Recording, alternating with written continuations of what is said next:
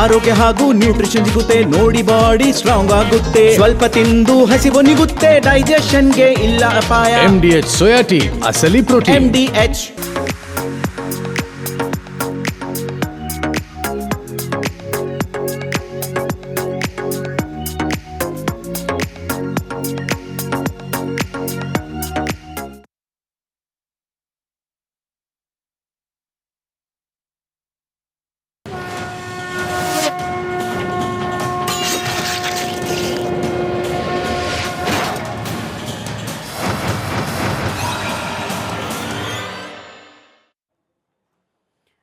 ಯಾವುದೇ ಕಾಂಪ್ರಮೈಸ್ ಇಲ್ಲದೆ republic Kannada 100% news ಕೊಡುತ್ತೆ. ಇದೇ ರೀತಿ ಓರಿಯೆಂಟ್ ಬೆಲ್ ಟೈಲ್ಸ್ ಕೂಡ 100ಕ್ಕೆ 100ರಷ್ಟು ಬಲಿಷ್ಠವಾಗಿವೆ. ನವ ಭಾರತಕ್ಕಾಗಿ ಹೊಸ ಆಯ್ಕೆ ಮುಖ್ಯ. ಇದೀಗ ಈ ಕ್ಷಣದ ಹೆಡ್ಲೈನ್ಸ್. ನಾಳೆ ಸಾರಿಗೆ ಬಸ್ ಬಂದ್ ಫಿಕ್ಸ್. ಬೆಳಗ್ಗೆ 6 ಗಂಟೆಯಿಂದಲೇ ರೋಡಿಗಿಳಿಯಲ್ಲ ಬಸ್. ಹೈಕೋರ್ಟ್ ಸೂಚನೆ ಮಧ್ಯೆಯೂ ಮುಷ್ಕರ.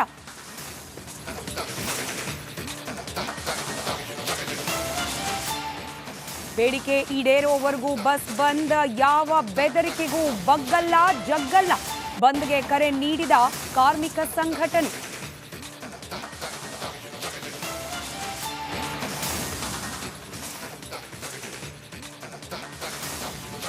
ಬಂಗ್ಲೆಗುಡ್ಡದ ರಹಸ್ಯ ಕೊನೆಗೂ ಬಯಲು. ಉತ್ಖನನದಲ್ಲಿ ತಲೆಬುರುಡೆ ಪೀಸ್, ಮೂಳೆಗಳು ಪತ್ತೆ. ಸುರಕ್ಷಿತವಾಗಿ ಕೊಂಡೊಯ್ದ ಸಿಬ್ಬಂದಿ.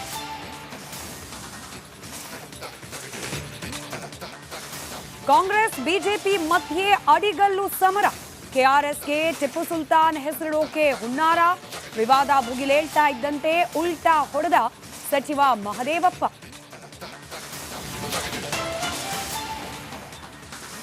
ದರ್ಶನ್ನಂತೆ ಜಾಮೀನು ಕೊಡಿ ಎಂದವನಿಗೆ ಶಾಕ್. ನೇಹಾ ಹಿರೇಮಠ ಹತ್ಯೆ ಆರೋಪಿ ಬೇಲ್ ಅರ್ಜಿ ರಿಜೆಕ್ಟ್. ಹೈಕೋರ್ಟ್ ಮೆಟ್ಟಿಲೇರೋಕೆ ಫಯಾಜ್ ಪರ ವಕೀಲರ ಪ್ಲಾನ್.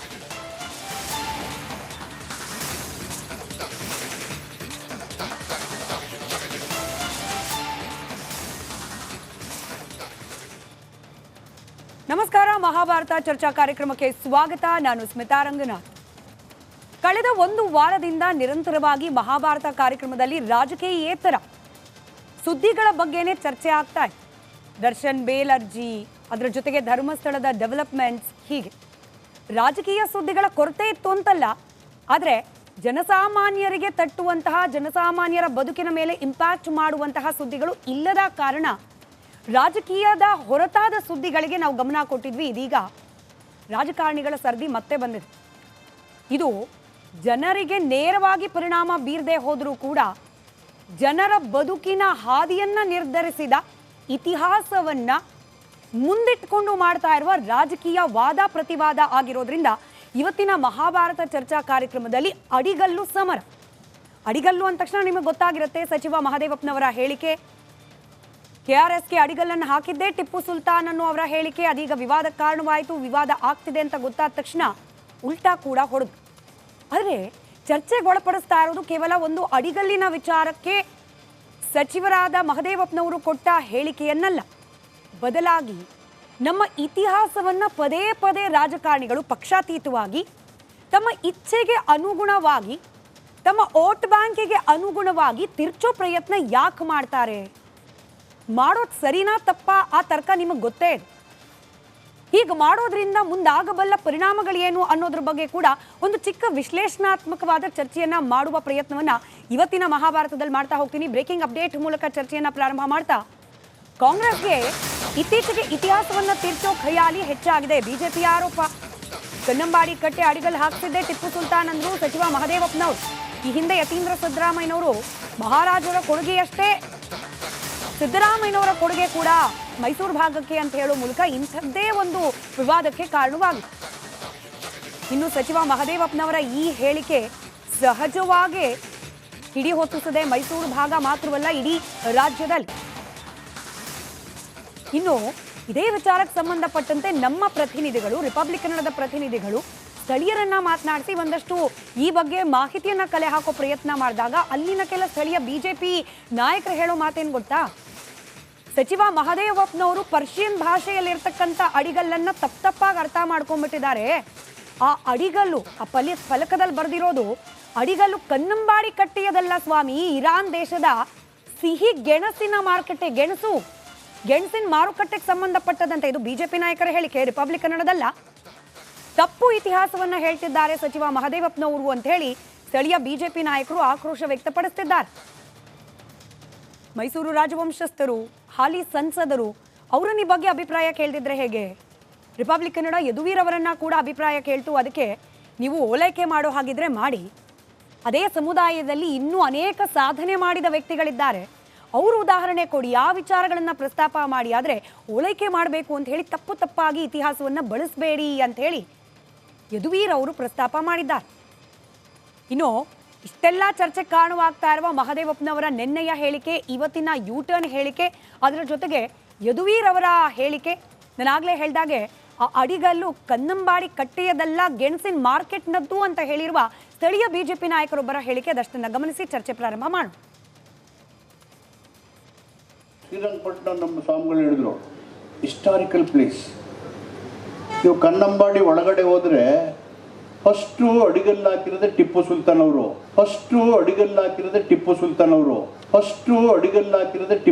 ಅವರು. ಕನ್ನಂಬಾಡಿ ಕಟ್ಟಕ್ಕೆ ಏನೋ ಗುರುಗಳೇ ನೋಡಿದಿರ ನೀವು, ಕುಮಾರು ನೋಡಿದಿರಲ್ಲ, ಫಸ್ಟ್ ಹಾಕೋರು ಧೈರ್ಯನೇ ಇಲ್ಲ ಹೇಳಕ್ಕೆ ಅದನ್ನ. ಯಾಕೆಂದರೆ ಅಂಬೇಡ್ಕರ್ ಹೇಳಿದ್ರೆ ಯಾರಿಗೆ ಚರಿತ್ರೆ ಗೊತ್ತಿಲ್ವೋ ಅವರು ಚರಿತ್ರೆ ನಿರ್ಮಾಣ ಮಾಡೋಕ್ಕಾಗಲ್ಲ. ಈ ಕಡೆ ಟಿಪ್ಪು ಅವ್ರಿಗೆ ಮಸೀದಿ ಇತ್ತು, ಆ ಕಡೆ ಶ್ರೀರಂಗಪಟ್ಟಣ ದೇವಸ್ಥಾನ ಇದೆ. ಈ ಕಡೆ ಅಲ್ಲವೋ ಅಕ್ಬರ್ ಅಂತಾರೆ, ಈ ಕಡೆ ಗಂಟೆನೂ ಹೊಡಿತದೆ. ಎರಡೂ ಕೇಳ್ಕೊಂಡಿದ್ರಲ್ಲ ಅವರು. ಆ ಕಲ್ಲಿದೆಯಲ್ಲ, ಆ 1794ರಲ್ಲಿ ಸಿಕ್ಕಿದ ಕಲ್ಲು ಅದು. ಈ ಡ್ಯಾಮ್ ಕಟ್ಟುವಾಗ ಅದು ನನ್ನ ಸಬ್ಜೆಕ್ಟ್. ಯಾರು ಹೊಗಳಕ್ಕೋ ಇನ್ನೊಬ್ರು ತೆಗಳಕ್ಕೋ ಇವ್ರು ಮಾಡಿದಿರೋ ಆ ಪ್ರಶ್ನೆ ಇಲ್ವೇ ಇಲ್ಲ. ಅನಾವಶ್ಯಕವಾಗಿ ಕಾಂಟ್ರವರ್ಸಿಸು, ಕನ್ಫ್ಯೂಷನ್ ಯಾಕೆ ಬೇಕು? That is not the question. ಅದು ಯಾವ ಇಂಡಿಯಾ ಮಾಡೋದು ಅಂದರೆ ಶ್ರೀರಂಗಪಟ್ಟಣದಲ್ಲಿ ಅಂಬೇಡ್ಕರ್ದು ಒಂದು ಭವನಕ್ಕೆ ಕಾರ್ಯ ಮಾಡುವಾಗ ಪ್ರಜಾಪ್ರಭುತ್ವ, ಅಭಿವೃದ್ಧಿ, ಜನಪರ ಆಡಳಿತ ಹೆಂಗಿತ್ತು ಅನ್ನೋದನ್ನ ಎಕ್ಸ್ಪ್ಲೈನ್ ಮಾಡುವಾಗ ಇದನ್ನಷ್ಟೇ ಉಲ್ಲೇಖ ಮಾಡಿದ್ದು ಹೊರತು ಟಿಪ್ಪು ಡ್ಯಾಮ್ ಕಟ್ಟಿದ್ದಾನಂತ ಎಲ್ಲಿ ಹೇಳಿದ್ದೀನಿ, ನಾಲ್ವಡಿ ಕೃಷ್ಣರಾಜ ಒಡೆಯರು ಕಟ್ಟಿಲ್ಲ ಅಂತ ಎಲ್ಲಿ ಹೇಳಿದ್ದೀನಿ? ಮೂಲ ಕಾರಣ ಪುರುಷರೇ ನಾಲ್ವಡಿ ಕೃಷ್ಣರಾಜ ಒಡೆಯರು. ನಾನು ಇದೇ ಜಾಗದಲ್ಲಿ ಹೇಳಿದ್ದೆ, ನಾಲ್ವಡಿ ಕೃಷ್ಣರಾಜ ಹೆಂಗೇರವರು ಮಹರ್ಷಿಗಳು, ರಾಜರ್ಷಿಯು ಮತ್ತು ನಮಗೆ ಸ್ಫೂರ್ತಿದಾಯಕ ಆದಂಥವ್ರು ಅಂತ ಹೇಳಿದ್ದೀನಿ. So that question unnecessary confusion ಆಗಬೇಕಾದ ಅಗತ್ಯನೇ ಇಲ್ಲ. ವಿಸ್ತಾರವಾದಂಥ ಒಂದು ಇತಿಹಾಸ ಇದೆ, ಜೊತೆಗೆ ಭಾಳ ಸ್ಪಷ್ಟವಾದಂಥ ಇತಿಹಾಸ ಇದೆ. ಇದು ತಮಗೆ ಸೂಕ್ತವಾದಂಥ ಇತಿಹಾಸ ಅಥವಾ ಸೂಕ್ತವಾದಂಥ ನಿರೂಪಣೆಗೆ ತಕ್ಕಂತೆ ನಿಮ್ಮದೇ ಆದಂಥ ಇತಿಹಾಸ ನೀವು ಸೃಷ್ಟಿ ಮಾಡೋದಕ್ಕಾಗಲ್ಲ. ಸಾಕ್ಷಿ ಸಹಿತ ಇತಿಹಾಸವನ್ನು ಕೊಡಬೇಕಾಗಿದೆ. ಜೊತೆಗೆ ತಮ್ಮ ಏನು ಮತದಾರರನ್ನು ಓಲೈಸೋದಕ್ಕೆ ಈ ಒಂದು ಅಲ್ಪಸಂಖ್ಯಾತರ ತುಷ್ಟೀಕರಣ ದೃಷ್ಟಿಯಿಂದ ನೀವೇನು ಯಾವುದೋ ಒಂದು ಬೇರೆ ಇತಿಹಾಸ ತೋರಿಸೋ ಅವಶ್ಯಕತೆ ಇಲ್ಲ. ಅನೇಕರಿದ್ದಾರೆ ಅಲ್ಪಸಂಖ್ಯಾತರ ಅನೇಕ ಸಮುದಾಯಗಳಲ್ಲಿ ನಮ್ಮ ಭಾರತ. ಕನ್ನಂಬಾಡಿ ಮುಖ್ಯ ದ್ವಾರದಲ್ಲಿ ಪರಿಶೀಲನಾ ಶಾಸನವನ್ನು ಹಾಕೊಂಡಿದ್ದಾರೆ. ಅದನ್ನು ನಾವು ಕೂಲಂಕುಷವಾಗಿ ಪರೀಕ್ಷೆ ಮಾಡಿ ಸಂಬಂಧಪಟ್ಟಂಥ ಭಾಷಾ ಪರಿಣಿತರ ಹತ್ರ ತೋರಿಸಲಾಗಿ ಇದು ಇರಾನ್ ದೇಶದ ಸಿಹಿ ಗೆಣಸಿನ ಮಾರ್ಕೆಟ್ನ ಕಲ್ಲು. ಇದರಲ್ಲಿ ಕರ್ನಾಟಕ ಆಗಿರಲಿ, ಕಾವೇರಿ ಆಗಿರಲಿ, ಟಿಪ್ಪು ಸುಲ್ತಾನ್ ಆಗಿರಲಿ, ಮತ್ತು ಯಾವ ಹೆಸರು ಕೂಡ ಇದರ ಉಲ್ಲೇಖ ಆಗಿಲ್ಲ. ಇದೊಂದು ಸುಳ್ಳು ಶಾಸನ, ಮಹಾರಾಜರು ಮಾಡಿರ್ತಕ್ಕಂಥ ಕೆಲಸವನ್ನು ಹೈಜಾಕ್ ಮಾಡುವಂಥ ಒಂದು ಪ್ರಯತ್ನ. ಹಾಗಾಗಿ ಶಿಲಾಶಾಸನವನ್ನು ತೆರವು ಮಾಡಿ ಅಂತೇಳಿ ಜಿಲ್ಲಾಧಿಕಾರಿಗಳಿಗೆ ಮನವಿ ಕೊಟ್ಟಿದ್ದು. ಚರ್ಚೆನ ಪ್ರಾರಂಭ ಮಾಡ್ತಾ ಚರ್ಚೆಯಲ್ಲಿ ಇತಿಹಾಸ ತಜ್ಞರಾದ ಡಾಕ್ಟರ್ ತಲಕಾಡು ಚಿಕ್ಕರಂಗೇಗೌಡರಿದ್ದಾರೆ. ಸರ್ ನಮಸ್ಕಾರ, ಕಾರ್ಯಕ್ರಮಕ್ಕೆ ಸ್ವಾಗತ. ಹಾಗೆ ಪ್ರಗತಿಪರರು ವಿನಯ್ ಕಸ್ಬೆ ಅವರಿದ್ದಾರೆ. ನಮಸ್ಕಾರ, ಕಾರ್ಯಕ್ರಮಕ್ಕೆ ಸ್ವಾಗತ ಸರ್. ಬಿಜೆಪಿ ವಕ್ತಾರರು ಅಶೋಕ್ ಗೌಡ್ರಿದ್ದಾರೆ. ಹಾಗೆ ಮುಸ್ಲಿಂ ಮುಖಂಡರಾದ ಅಬ್ದುಲ್ ರಜಾಕ್ ಅವರಿದ್ದಾರೆ. ನಮಸ್ಕಾರ, ಇಬ್ಬರಿಗೂ ಕಾರ್ಯಕ್ರಮಕ್ಕೆ ಸ್ವಾಗತ. ಸರ್, ನಾವು ವಿವಾದ ಆಮೇಲೆ ಮಾತನಾಡೋಣ, ಮೊದಲು ನಮ್ಮ ವೀಕ್ಷಕರಿಗೆ ಸರಿಯಾದ ಇತಿಹಾಸ ತಿಳಿಸ್ಬಿಡೋಣ ಅಂತ ಹೇಳಿ ಪ್ರಯತ್ನ. ಒಬ್ರು ಹೇಳ್ತಾರೆ ಅದು ಸಿಹಿ ಗೆಣಸಿನ ಮಾರುಕಟ್ಟೆ ವಿಚಾರ ಪ್ರಸ್ತಾಪ, ಅಲ್ಲಿ ಟಿಪ್ಪೂನೂ ಇಲ್ಲ ಕಟ್ಟೆನೂ ಇಲ್ಲ ಅಂತ ಹೇಳಿ. ಆ ಪರ್ಷಿಯನ್ ಲಿಪಿಯಲ್ಲಿರೋದನ್ನ ಮಹದೇವಪ್ಪನವ್ರು ಯಾರ್ಯಾರೋ ತಪ್ಪಾಗಿ ಹೇಳ್ಬಿಟ್ಟಿದ್ದಾರೆ, ಇತಿಹಾಸ ತಿರ್ಚ್ತಾ ಇಲ್ಲ, ಅವ್ರಿಗೆ ಗೊತ್ತೇ ಇಲ್ಲ ಅಂತ ಇನ್ನು ಕೆಲವರು ಹೇಳ್ತಿದ್ದಾರೆ. ಆ್ಯಕ್ಚುಲಿ ಏನು ಸರ್ ಅದು? ಅಡಿಗಲ್ಲಿರೋದು ನಿಜಾನಾ ಅಥವಾ ಪರ್ಷಿಯನ್ ಲಿಪಿ ಅದು ಏನು ಹೇಳುತ್ತೆ? ಈ ಕನ್ನಂಬಾಡಿ ಕಟ್ಟೆಗೂ ಟಿಪ್ಪು ಸುಲ್ತಾನರಿಗೂ ನಿಜವಾಗ್ಲೂ ಸಂಬಂಧ ಇದೆಯಾ? ಅದನ್ನು ತಿಳಿಸಬಹುದಾ ಅಂತ. ಇಲ್ಲಿ ಒಂದು ಟಿಪ್ಪು ಸುಲ್ತಾನ್ ಇತಿಹಾಸವನ್ನು ಅಧ್ಯಯನ ಮಾಡಬೇಕಾದ್ರೆ ನಮ್ಮ ಗಮನಕ್ಕೆ ಬಂದಿರುವಂಥದ್ದು 1791ರಲ್ಲಿ ಅವರು ಕಾವೇರಿ ನದಿಗೆ ಒಂದು ಅಣೆಕಟ್ಟೆಯನ್ನು ಕಟ್ಟಬೇಕು ಅಂತ ನಿರ್ಧಾರ ಮಾಡಿದ್ದು ನಿಜ. ಅದಕ್ಕೋಸ್ಕರ ಒಂದಷ್ಟು ಹಣವನ್ನು ಒಂದು ಚೀಲದಲ್ಲಿ ಎತ್ತಿಟ್ಟಿದ್ದು ನಿಜ. ಆ ಚೀಲದ ಮೇಲೆ ಈ ಹಣವನ್ನು ಯಾವುದೇ ಕಾರಣಕ್ಕೂ ಕಟ್ಟೆ ಬಿಟ್ಟರೆ ಇನ್ಯಾವುದಕ್ಕೂ ಬಳಸ್ಕೋಬಾರ್ದು ಅಂತ ಇತ್ತು ಅನ್ನೋದು ನಿಜ. ಆದರೆ ಅದೇ ನಮ್ಮ ಈ KRSನ ಶಿಲಾನ್ಯಾಸದ ಕಲ್ಲು ಅಂತ ಹೇಳೋದಕ್ಕೆ ಬರೋದಿಲ್ಲ. ಒಂದು. ಎರಡನೇದಾಗಿ 1791ರಲ್ಲಿ ಅವ್ರು ಅಣೆಕಟ್ಟೆ ಕಟ್ಟಬೇಕು ಅಂತ ಹೊರಟಾಗ 3ನೇ ಮೈಸೂರು ವಾರು ಡಿಕ್ಲೇರ್ ಆಗುತ್ತೆ. ಅದು 1794ರವರೆಗೆ ನಡೆಯುತ್ತೆ. ಅಲ್ಲಿ ಟಿಪ್ಪು ಸುಲ್ತಾನ್ಗೆ ಸೋಲು ಉಂಟಾದಾಗ ಬ್ರಿಟಿಷರ ಜೊತೆ ಒಂದು ಒಪ್ಪಂದಕ್ಕೆ ಬರ್ತಾರೆ. ಸುಮಾರು 3.25 ಕೋಟಿ ರೂಪಾಯಿನೇನೋ ಅವರು ಕಟ್ಕೊಡ್ಬೇಕು ಆ ಯುದ್ಧದ ಖರ್ಚನ್ನು ಅಂತ ಹೇಳ್ತಾರೆ. ಅಷ್ಟು ದುಡ್ಡು ಅವ್ರ ಹತ್ರ ಇರಲ್ಲ. ಆಗ ಇನ್ನೊಂದು ಒಪ್ಪಂದ ಏನು ಬರುತ್ತೆ ಅಂದರೆ, ಅಷ್ಟು ದುಡ್ಡನ್ನು ನೀವು ಕೊಡೋವರೆಗೂ ನಿಮ್ಮ 2 ಮಕ್ಕಳನ್ನು ನಮ್ಮಲ್ಲಿ ಒತ್ತೆ ಇಡಿ ಅಂತ ಹೇಳ್ತಾರೆ. ಇವರು ತಮ್ಮ 2 ಮಕ್ಕಳನ್ನು ಒತ್ತೆ ಇಟ್ಟು ಅವ್ರನ್ನ ಬಿಡಿಸ್ಕೊಂಬರೋದಕ್ಕೆ ಏನು 3 ಕೋಟಿ ಚಿಲ್ಲರೆ ದುಡ್ಡು ಕೇಳಿದ್ರಲ್ಲ ಅದರ ಸಂಗ್ರಹದಲ್ಲಿ ತೊಡಗ್ತಾರೆ. ಒಂದು ವೇಳೆ ಇವ್ರ ಹತ್ರ ಆಗಲೇ ದುಡ್ಡು ಇದ್ದಿದ್ರೆ ಬಹುಶಃ ಡ್ಯಾಮ್ ಕಟ್ಟಿರ್ತಿದ್ರು. ಅಂದರೆ ಆರ್ಥಿಕ ಪರಿಸ್ಥಿತಿ ಸರಿ ಇರಲ್ಲ.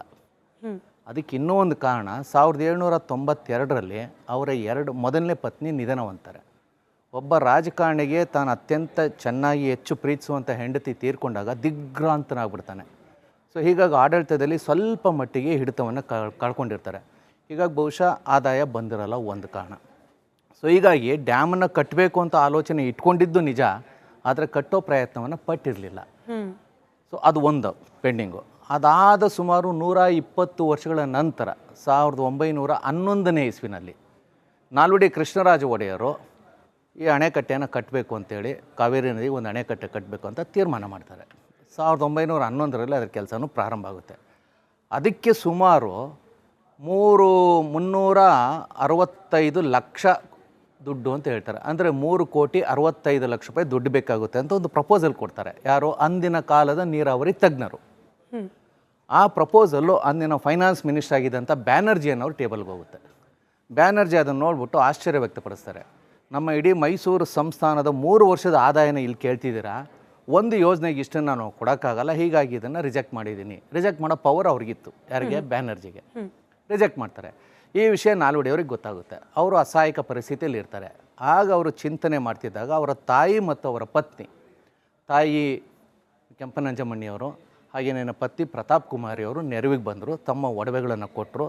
ಆ ಒಡವೆಗಳನ್ನು ಇವರು ಬಾಂಬೆ ಮಾರುಕಟ್ಟೆನಲ್ಲಿ ಅಧಿಕಾರಿಗಳ ಮೂಲಕ ಮಾರಾಟ ಮಾಡಿಸಿ ಆ ದುಡ್ಡು ಜೊತೆಗೆ ಬೇರೆ ಬೇರೆ ಒಂದಷ್ಟು ದುಡ್ಡನ್ನು ಸಂಗ್ರಹ ಮಾಡಿ ಈ ಡ್ಯಾಮನ್ನು 1932ರಲ್ಲಿ ಕಂಪ್ಲೀಟ್ ಮಾಡಿದ್ರು ಅಂತ ಇತಿಹಾಸದಲ್ಲಿ ದಾಖಲೆ ಇದೆ. ಸರಿ.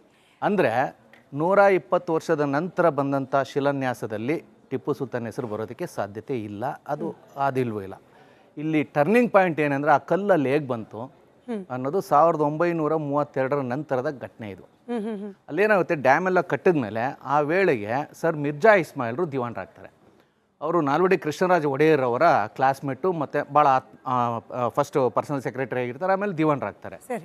ಅವ್ರಿಗೆ ಒಂದು ಐಡಿಯಾ ಬರುತ್ತೆ, ಈ ಅದ್ಭುತವಾದಂಥ ನಾವು ಅಣೆಕಟ್ಟೆಯನ್ನು ಕಟ್ಟಿದ್ದೀವಿ, ಸೊ ಇದ್ರ ಮುಂದೆ ಒಂದು ಬೃಂದಾವನ ಗಾರ್ಡನ್ ನಿರ್ಮಾಣ ಮಾಡ್ಬೋದು. ಅದು ಯಾವ ಥರದ್ದು ಅಂದರೆ, ಕಾಶ್ಮೀರದಲ್ಲಿ ಶಾಲಿಮಾರ್ ಗಾರ್ಡನ್ ಅಂತಿದೆ, ಮೊಘಲರು ಕಟ್ಟೋದು, ಆ ಟೈಪಲ್ಲಿ ಒಂದು ಕಟ್ಟಣ ಅಂತ ಹೇಳ್ತಾರೆ. ಅದಕ್ಕೆ ನಾಲ್ವಡಿಯವರು ಒಪ್ಪಿಗೆ ಕೊಡ್ತಾರೆ. ಆ ಕಟ್ಟುವ ಸಂದರ್ಭದಲ್ಲಿ ಬಹುಶಃ ಆ ಕಾಲಘಟ್ಟದಲ್ಲಿ ಯಾರೋ ಟಿಪ್ಪು ಸುಲ್ತಾನ್ ಅಭಿಮಾನಿಗಳಿರ್ಬೋದು ಅಥವಾ ನೀರಾವರಿ ತಜ್ಞರು ಇರ್ಬೋದು, ಇದು ಪಾರಂಪರಿಕವಾಗಿ ಕೆಲವರಿಗೆ ಜ್ಞಾನ ಬಂದಿರುತ್ತೆ. ಅವ್ರು ಯಾರೋ ಹೇಳಿರ್ತಾರೆ, ಇಲ್ಲ ಟಿಪ್ಪು ಸುಲ್ತಾನ್ ಒಂದು ಡ್ಯಾಮ್ ಕಟ್ಟಬೇಕು ಅಂತ ಯೋಜನೆ ಮಾಡಿದರು, ಅದ್ರ ಶಿಲಾನ್ಯಾಸದ ಕಲ್ಲಿದೆ ನೋಡಿ ಅಂತ ಹೇಳ್ತಾರೆ.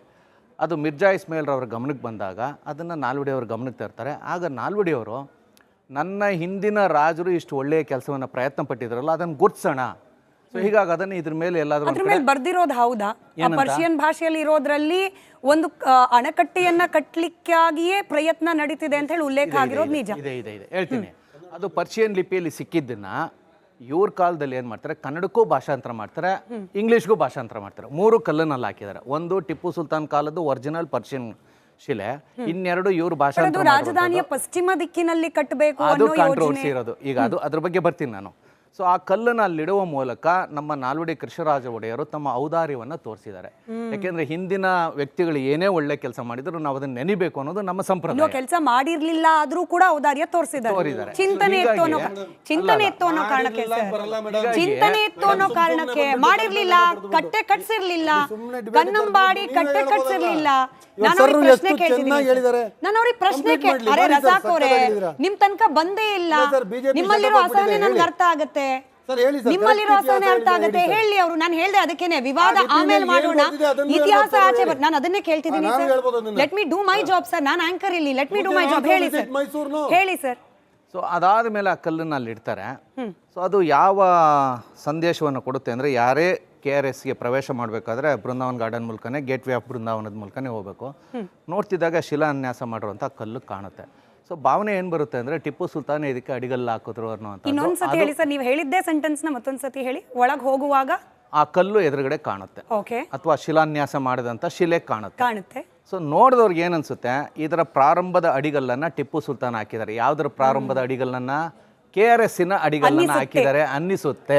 ಬಹುಶಃ ಆ ಒಂದು ಇದರಲ್ಲೇನೆ ಮಹಾದೇವಪ್ಪನವರು ಅಥವಾ ಅವ್ರ ಗೆಳೆಯರು ಅವ್ರಿಗೆ ಹೇಳಿರ್ತಾರೆ, ಇದು ಟಿಪ್ಪು ಸುಲ್ತಾನ್ ಅಡಿಗಲ್ಲು ಹಾಕಿದ್ದು ಅಂತ. ಆದರೆ ಹೇಳ್ತೀನಿ, ಆದರೆ KRS ಡ್ಯಾಮ್ ಅನ್ನ ಕಟ್ಟಬೇಕಾದ್ರೆ ಆ ಜಾಗವೇ ಬೇರೆ, ಈ ಕಲ್ಲು ಸಿಕ್ಕಿರುವಂಥ ಜಾಗನೇ ಬೇರೆ. ಈಗ ಸರ್ಕಾರದ ಜವಾಬ್ದಾರಿ ಏನಂದರೆ, ಮೂಲತಃ ಆ ಕಲ್ಲು ಎಲ್ಲಿ ಸಿಕ್ತು, ಆ ಸ್ಥಳ ಯಾವುದು? ಯಾಕೆಂದರೆ ಕಾವೇರಿ ನದಿಗೆ ನಾಲ್ವಡಿ ಕೃಷ್ಣರಾಜ ಒಡೆಯರ್ ಒಬ್ಬರೇ ಅಲ್ಲ ಅಣೆಕಟ್ಟು ಕಟ್ಟಿರೋದು.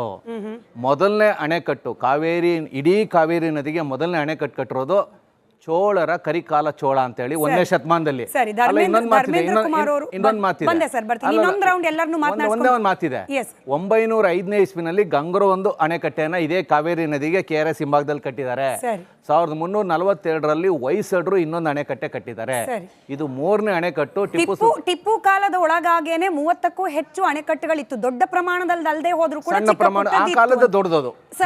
ಸರಿ ರಜಾಕ್ ಅವರೇ, ಈಗ ಇತಿಹಾಸ ತಜ್ಞರಾದ ನಮ್ಮ ಚಿಕ್ಕರಂಗೇಗೌಡರು ಹೇಳಿದ್ರು, ನಾವು ಧರ್ಮೇಂದ್ರ ಕುಮಾರ್ ಅವ್ರನ್ನು ಕೂಡ ಮೈಸೂರು ಭಾಗದಲ್ಲಿ ಅವರ ಇತಿಹಾಸದ ಮಾತುಗಳು ಇತ್ತೀಚೆಗೆ ಸಾಮಾಜಿಕ ಜಾಲತಾಣದಲ್ಲಿ ಆ ಮೂಲಕ ಯುವಕರಿಗೆ ಹೆಚ್ಚು ಹತ್ರ ಆಗ್ತಿದೆ ಅನ್ನೋ ಕಾರಣಕ್ಕೆ ಅವ್ರದ್ದು ರಿಯಾಕ್ಷನ್ ಕೇಳಿದ್ವಿ. ಅವರು ಹೇಳೋ ಪ್ರಕಾರ, ಯುದ್ಧ ಸೋತು ಬರಿಕೈನಲ್ಲಿದ್ದ ಟಿಪ್ಪು ಸುಲ್ತಾನ ಮಕ್ಕಳನ್ನ ಅಡವಿಟ್ಟ ಪರಿಸ್ಥಿತಿಯಲ್ಲಿ KRS ನಂತಹ ದೊಡ್ಡ ಡ್ಯಾಮ್ ಅನ್ನ ಕಟ್ಲಿಕ್ಕೆ ಹೇಗೆ ಸಾಧ್ಯ? ಇದು ನನ್ನ ಮಾತಲ್ಲ ಸರ್, ಇತಿಹಾಸ ತಜ್ಞರು ಹೇಳಿದ ಮಾತು. ಬೇಕು ಅಂದ್ರೆ ಬೈಟ್ ಕೂಡ ಪ್ಲೇ ಮಾಡ್ತೀನಿ. ಎನಿವೆ, ಬೆಳಗಿಂದ ಹಾಕಿದೀವಿ ಅನ್ನೋ ಕಾರಣಕ್ಕೆ ಪ್ರಶ್ನೆ ಕೇಳ್ತಿದ್ದೀನಿ. ಇವತ್ತಿನ ಕಾಲದ ರಾಜಕಾರಣಕ್ಕೋಸ್ಕರ ಹಿಂದಿನ ಇತಿಹಾಸವನ್ನು ನಾವು ತಿರುಚೋ ಕೆಲಸ ಮಾಡಬಾರ್ದು. ಆ ಕಲ್ಲು ಅಲ್ಲಿ ಸಿಕ್ಕಿದ್ದು ನಿಜ. ಅವಾಗ ಟಿಪ್ಪು ಸುಲ್ತಾನ್ ಎಲ್ಲಿ ಆ ಅಣೆಕಟ್ಟನ್ನು ಕಟ್ಟಬೇಕು ಅಂತಿದ್ರೋ, ಅದಕ್ಕೆ ಯಾಕೆ ಆ ಕಲ್ಲು ಎಲ್ಲಿಂದ ಬಂತು, ಅದೆಲ್ಲ ಇವತ್ತಿನ ರಾಜಕಾರಣ. ಅಲ್ಲಿ ಸಿಕ್ಕಿದ್ದು ನಿಜ. ಕಲ್ ಮೇಲ್ದೆ ಬರೆದಿರುವ ಲಿಪಿ ಏನು ಅಂತ ನೀವು ಅರ್ಥ ಮಾಡಿಕೊಂಡ್ರು ಅದು ಆ ಡ್ಯಾಮ್ಗೆ ಸೇರಿರುವಂಥ ಮಾತು. ಅದ ನಂತರ ಆ ಕಲ್ಲನ್ನು ಅದೇ ಕಾಲದ ರಾಜರು ಅದೇ KRSನ ಗೋಡೆ ಮೇಲೆ ಆವಾಗಲೇ ಕಟ್ಟಿಸುವಾಗ, ಕಾಂಗ್ರೆಸ್ ಸರ್ಕಾರ ಇದ್ದಾಗ ಅದನ್ನು ತಗೊಂಡೋಗಿ ಹಾಕಿಲ್ಲ, BJP ಸರ್ಕಾರ ಏನು ತೆಗೆದು ಬಿಸಾಕಿಲ್ಲ. ಅದೇ ಕಾಲದಲ್ಲಿ ಆ ಕಲ್ಲು ಅಲ್ಲಿ ಹಾಕಿದ್ದು ನಿಜ. ಇವತ್ತಿನ ರಾಜಕಾರಣ ಹೆಂಗೆ ಗೊತ್ತಾ? 2012 13ನೇ ಡಿಸೆಂಬರ್ಗೆ ಯಡಿಯೂರಪ್ಪನವರು, ಅಶೋಕನವರು, PC ಮೋಹನ್ ಅವರು, ಜಗದೀಶ್ ಶೆಟ್ಟರ್ ಅವರು ಟಿಪ್ಪು ಸುಲ್ತಾನ್ ಮಹಾನ್ ಯೋಧರು ಅಂತ ಹೇಳ್ತಾರೆ. ಅದೇ ಒಂದು 8 ವರ್ಷ ಆದ ನಂತರ ಟಿಪ್ಪು ಜಯಂತಿ ಬ್ಯಾನ್ ಅಂತಾರೆ. ಈ ತರ ಸ್ಟ್ಯಾಂಡರ್ಡ್ ಇಲ್ಲದ, ಸೆಲ್ಫ್ ರೆಸ್ಪೆಕ್ಟ್ ಇಲ್ಲದ ರಾಜಕಾರಣಿಗಳಿಗೆ ಇತಿಹಾಸ ಬದಲಾಯಿಸಕ್ಕಾಗಲ್ಲ. ಇವ್ರಿಗೆ ಬೇಕಾದಾಗ ಪೇಟ ಹಾಕ್ಕೊಂಡು ಖಡ್ಗ ಹಿಡ್ಕೊಂಡು ಮೈಸೂರು ಇದು ಅಂತ ಹೇಳ್ಕೊಂಡು ಟಿಪ್ಪು ಸುಲ್ತಾನನ್ನ ಹೊಗಳಿದ್ದು. ಇದೇ ರಾಜಕಾರಣಿಗಳು 8 ವರ್ಷದಲ್ಲಿ ಚೇಂಜ್ ಆಗ್ಬಿಡ್ತಾರೆ. ಈ ಡಬಲ್ ಸ್ಟ್ಯಾಂಡರ್ಡ್ಸ್ಗೆ ನಾವು ರಾಜಕಾರಣಿಗೆ ನಾವು ಬಲಿಯಾಗಬಾರ್ದು. ಇತಿಹಾಸ ಇದೆ, ಇತಿಹಾಸದಲ್ಲಿ ಸಾಕ್ಷಿ ಆಧಾರಗಳಿವೆ. ಅವರು ಕಟ್ಟಿದ 30ಕ್ಕೂ ಹೆಚ್ಚು ಅಣೆಕಟ್ಟುಗಳಾಗಿರ್ಲಿ, ಕೆರೆಗಳಾಗಿರ್ಲಿ, ಅವರು ಕಟ್ಟಿಸಿದ್ರು. ಚಿಕ್ಕ ಚಿಕ್ಕ ಕೆರೆಗಳು, ಅಣೆಕಟ್ಟುಗಳು, ಕಾಲುವೆಗಳು, ಕೃಷಿಗೆ ಕಾವೇರಿ ನದಿಯಿಂದ, ಕಬಿನಿ ನದಿಯಿಂದ ಉಪಯೋಗ ಆಗಲಿ ಅಲ್ಲಿ ಆ ಕ್ಷೇತ್ರದ ಜನರಿಗೆ ಅಂತ ಅವರು ಕೊಟ್ಟಿರುವ ಕೊಡುಗೆಗಳು ಇತಿಹಾಸದಲ್ಲಿವೆ. ಬ್ರಿಟಿಷ್ ಮ್ಯೂಸಿಯಂಗಳಿವೆ.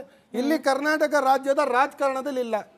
ಅದನ್ನ ಇಟ್ಕೊಂಡು ಇವತ್ತು ಇಲ್ಲ ಅವ್ರು ಮಾಡಿದ್ದ, ಅವ್ರು ಕಟ್ಟಿದ್ರ ಅಂತ ಹೇಳಿದ್ರೆ ನಾಣ್ಯಗಳನ್ನ ತಂದಿದ್ದು ಅವರು. ಯಾಕಂದ್ರೆ ಈಗಷ್ಟೇ ನಾನು ಚಿಕ್ಕರಂಗೇಗೌಡರು ಹೇಳಿದ್ದನ್ನು ಕೇಳಿಸ್ಕೊಂಡೆ. ನಾನು ಇತಿಹಾಸ ತಪ್ಪಾಗಿ ಓದಿದ್ದೀನಿ ಅಂತಾನೆ ಅನ್ಕೊಳ್ಳೋಣ ಸರ್. ನೀವು ನಾವು ಹೇಳೋದು ಬೇಡ. ಹೌದು, ನಾನು ಅದಕ್ಕೆ ಹೇಳ್ತಿದ್ದೀನಿ, ಅದ್ರ ಬಗ್ಗೆ ಅಧ್ಯಯನ ಮಾಡಿದವರು.